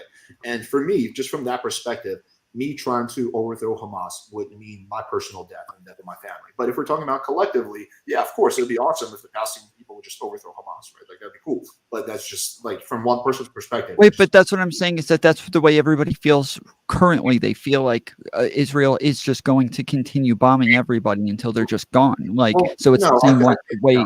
Okay, so let me jump in here. I would say, if you want to fix the situation, you need to fix the root problem. Kind of an analogy as a physician would be, you don't treat the symptoms, you treat the root illness. The root illness here is occupation, right? If you destroy Hamas, it's only a matter of weeks or years that another group would come, rise into power, use the genocide that happened on the Palestinians as leverage to create a radical government. So I don't think that destroying Hamas will in any way, or overruling them, is going to do anything if the root solution or the root problems are not being solved, right? So what you need to do is solve the root problems and really get Israel to accept the Nakba, like do kind of a similar strategy as the United States has done with the indigenous people, even though these analogies don't really correlate. But let's kind of take that as an analogy, where they acknowledge their dark history, they start teaching it in schools, they don't split the educational system between Palestinians and non-Palestinians, or Israelis and Arabs, which is an apartheidic thing to do, but let's ignore that for a second. Make the educational system one system and teach the dark history, accept the Nakba. And then once you do that, once you acknowledge the pain and suffering of the Palestinians, and you teach the kids in Israel, the dark history of Israel. Israel, like, basically transparently takes accountability for its actions. Then you discredit a lot of these terrorist organizations that want to destroy Israel, because now they don't have a lot of ammunition to use to say, look, Israel, like, has a different educational system for you guys. Israel is just bombing you guys. So but obviously, like, Netanyahu is a much more extreme leader, and as Alex pointed out earlier, the power imbalance is going to be the bigger issue currently, because if Hamas wanted some sort of like negotiations and they wanted some sort of concessions, there is nothing that Israel feels they'll need to concede while they have such a big power imbalance. But that power imbalance isn't going anywhere, because their ability to create weaponry and military assets for the United States has been invaluable. And so that power imbalance will never go anywhere. And so while they have that power imbalance, the difference is going to be who is ruling that country. And somebody like Netanyahu, being as far right and as extreme as he is the bigger difference. Whether, you know, the education system, it doesn't seem like the majority of Israelis are as extreme as Netanyahu. It doesn't seem like they agree with Netanyahu. So I don't know that the education system is going to stop them from becoming Netanyahu, because currently it already stops them from being Netanyahu. I see what you're saying, though. I would say that, but to take the example of the right wing kind of political base of Israel, or just the leaders of Israel currently politically, we're assuming that they want Hamas to vanish. But I think, Alex, you mentioned about how, Netanyahu talked about, I told you about Smotrich and how he talked about Hamas as an asset because the international community wouldn't really legitimately work with them. So that would be better off for us to support them or help them because the PA, Palestinian Authority, would be a more legitimate body and people will recognize it. So I think beneath the scenes, I think they don't really want it to end. I think it gives them validity to bomb Gaza and send settlers there. That's my own opinion. And I think I can back it with the fact that, for example, they knew in terms of intelligence that Hamas was going to attack Israel. Let's say that they didn't know. I mean, the fact that they're bombing innocent civilians, hospitals, churches, mosques, some of the oldest churches in the world, by the way, just so for anyone who supports Israel who's Christian, and some of the oldest heritage sites for Muslims, Christians, etc., hospitals, UN convoys, even their own Israeli hostages they killed, right, when they were waving the flag, and they basically also killed Americans too. Yeah, like I don't understand. So these guys wanna, my opinion, and why the ICJ ruled a plausible cause of genocide is this. It's hard to argue, but you can see that there's an intention of destruction. There's, especially with their words, we want to eradicate, we want to flatten this land, Gaza will become a desert. Like, they do have that intention. Maybe that's an extremist idea. Of course, it's an extremist idea, but I'm saying maybe it's an exclusively, it's an ideology that's exclusive to the right-wing base in Israel, or extremist right-wing base in Israel, possible. But I think a lot of people support them currently because they are in power. It's true that many Israelis don't. I think it's a similar split as the one we see in the States, where a lot of people support both sides. I mean, there's a lot of people on both sides.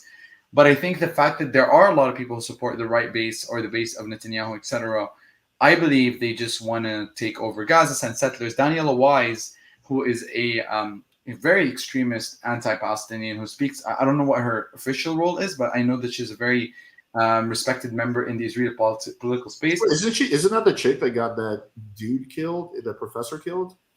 Or am I thinking? I'm not sure, but I know. I didn't read about her. Honestly, I'm gonna go read about her after this. If I was asked the question, what you can give me? She's the mayor of Kidumim. She's the former mayor of Kidumim. Sorry, I told him. She's the former mayor of Kidumim, and she literally went on a boat, bro, with Israeli settlers during the Gaza war to open the first settlement there.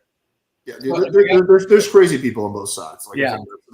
But like, come on, like I know, I agree, and I condemn the other side, but I think there needs to be more Israelis. I'm sure there are. I mean, there are hundreds of thousands of people on the streets protesting against Netanyahu. So I guess I can't say that nobody's condemning them, but it'd be nice to see more like Zionists who were Zionists before this at least condemn, the right-wing base of Israel, say, you know what, I do agree that Ben Gvir is a bit crazy. I do agree that Smotrich is a bit crazy. I don't think they represent the Israeli people. A lot of people do that, but I think it'd be nice to hear that more. Just real quick, just Tom, right before you respond, I don't think we're gonna, because I do want to wrap up like pretty soon. So that's what I was about to say. I wanted to ask, because I wanted to hurry and actually like get this in, because I wanted to understand this book, because I know that you want to get off soon. So I'm just getting on, so I'm here for another 8 hours. So I wanted to try to get this, because this part is important. Tom, real quick, why don't you hook up with Kareem if he wants to come on, stay on your stuff? Sure. But real quick, I just want to ask this question. So if I was asked this question again, I am not like super educated on this topic and don't have like a full intricate history of all of this. So I if I was asked this question, my thought process would be, one, make it to where like Israel does either do land swaps or just completely give back land that they've extended into the West Bank. Two, that Hamas would just have to be out of power within Palestinian territory, that the Israel could not have control of any Palestinian land, and that they would just go back to the current territories that they have, and even start a plan to work towards the two territories for Palestinians connecting in some way. But that, like, to me, that is like what I would think, regardless of which side I'm on. That would be like the idea. Did you guys want to Do you That's what guys I- want to discuss what we think the solution is, and then not? Do you want to just end the screen? End the share, and then let's just discuss what everybody thinks the solution could be. Sure. Can I really quickly just play my part? Because I think I touch on exactly what. Yeah, go ahead. Netanyahu's never ever going to want peace for the reasons I've already mentioned. I think second of all, Let me go back. What about the terrorists? Gaza What about right the now. terrorists that still need the hostages So, I held mean, under the tunnels? I'm sorry, How can I got a little over. That's okay. No, man, like I mean, like we're talking about hold on, history, everyone had a and chance. everything, and like Like, what, one what sec. the f? Like I mean, Thank this you. is serious, dude. I mean, people are dying, and there's a fucking hurricane coming tomorrow, and this is I don't know why he correlated the hurricane with this whole thing. really serious stuff, and we're playing games here. Anyways, okay, Thank you. Next, Alex, sure. pretend. I 'cause you're did- half wait, Jewish. You have I'm to Jewish. pretend What was you're that? Jewish. Many times, You yes. said that, What would and you then recommend? nothing after. No, he yeah, I don't know. This dude wasn't. He's so For Jewish annoying. people. Well, I Peace think- and prosperity in the land. Yeah, I think the first step is you have to oust Netanyahu, Ben Gvir, and Smotrich. You have to oust the far right government Israel, install a more moderate government. I think that's the first step because Netanyahu's never ever going to want peace for the reasons I've already mentioned. I think second of all is you need to come to some kind of ceasefire. The endless war, the bloodshed can't continue. All it's doing every time you kill a Palestinian child, you make the father a Hamas terrorist, right? So there has to be some kind of ceasefire. There has to be some kind of two-state solution. And again, Netanyahu doesn't want that, but you want an Israeli leader who wants a two-state solution with mutual security for both sides. Maybe some kind of UN or some kind of Arab, like Saudi Arabia or some kind of Arab League where they monitor the borders. But you need some kind of solution, at least both sides feeling secure and both sides have their dignity and both sides have some level of independence. That's kind of what we need. That I was- would also take that dude Marwan who's sitting in Israeli jail who kind of wants peace and let him out. And I think he could be a good leader potentially. Okay, Manal, you are no longer. That's my argument basically. But yeah, I'll remove the screen and then we can just chat. Rhaegar, just paying attention. Rhaegar, what do you think would be a good solution? You want more chicken for everybody? But yeah, so what was the last I question think you asked? Tom was talking about a good perspective of like his version of solution. Yeah, well, so because I was asking before, like, is not getting rid of Hamas like an essential aspect? And so when I'm describing what it is that I think like my answer would be to this question, I'm saying like, yeah, I think getting rid of Hamas would be like one part of the solution, and that this is like also yes, that you would also make it to where like there had to be land swaps and stuff like this, but that yes, that would be like an essential part of it, because I feel like no matter what solution we come up with, Hamas is going to continue pushing until they feel like there's that until there's death to Israel. So yeah, Ideally, yes, but pragmatically, you will never get rid of Hamas. Just like we couldn't get rid of the Taliban. 20 years America spent there, and ultimately, what happened? America cut a deal with the Taliban, right? Like the group that we thought. Well, you can have like rules in saying that like, hey, like we'll have some benefits to Palestine. We'll have some and like things that we're using to help Palestine better their country and rebuild, but those get taken away if Hamas in aspects of their government or another version of Hamas is put back into control. There could be sanctions. Like there's all sorts of different ways of trying to do this. There's really interesting like surveys that show that every time Israel in the past has gotten closer to peace, to a deal with the Palestinians, the support for Hamas has dropped, and every time that there's been like conflict, the support for Hamas has increased, right? So I think that's a very interesting piece of data. Well, of course, but yeah, I think I think that that's what I'm saying is that it like a lot of that conflict comes from the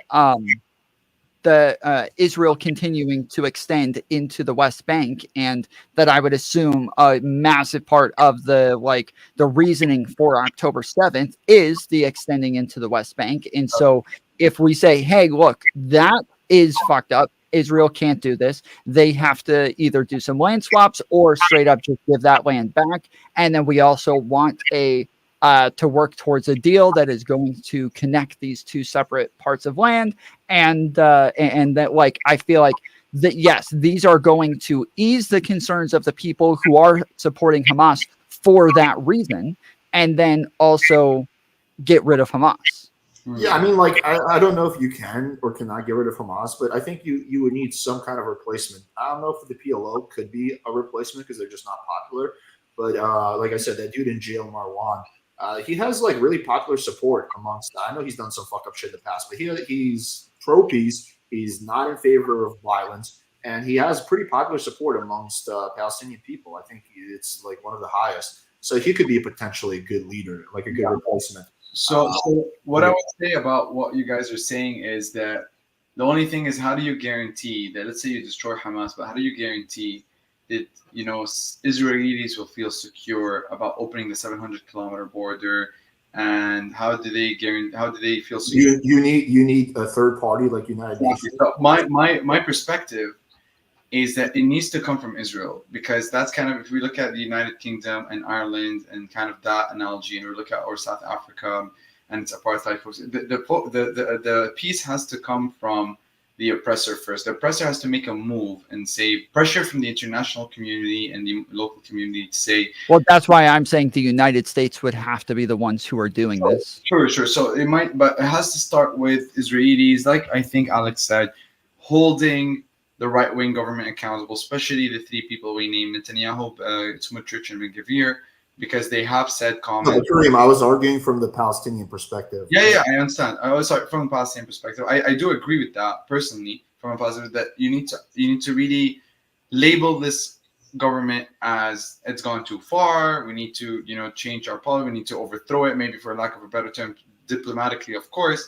Or through bureaucratic means, and then the Israeli people need to elect a much more moderate government, as Alex said, and that moderate government needs to first begin a message of peace, a message of unity, focus it on being a Jacobite or an Israelite, not being a Jew, because nothing in the Torah focuses Islam for Jews, it focuses Islam for the sons of Jacob. When you do that, you include Palestinians in that identity, which have, as I mentioned before, a shared genetic ancestry to modern-day Jews. And then what happens with that is, as Israel acknowledges the Nakba, acknowledges dark history, acknowledges its occupation, this opens the door for Palestinians to feel a little bit more accepted and acknowledged, and feel a little bit more empathy from the Israelis. And I think that will open the reparations where the Palestinians could be incentivized to say, listen, we could help you get rid of Hamas, or we could even, if they pay the Palestinians, obviously this is hypothetical, to even just rat on where Hamas sites are or anything, as long as they have a better alternative.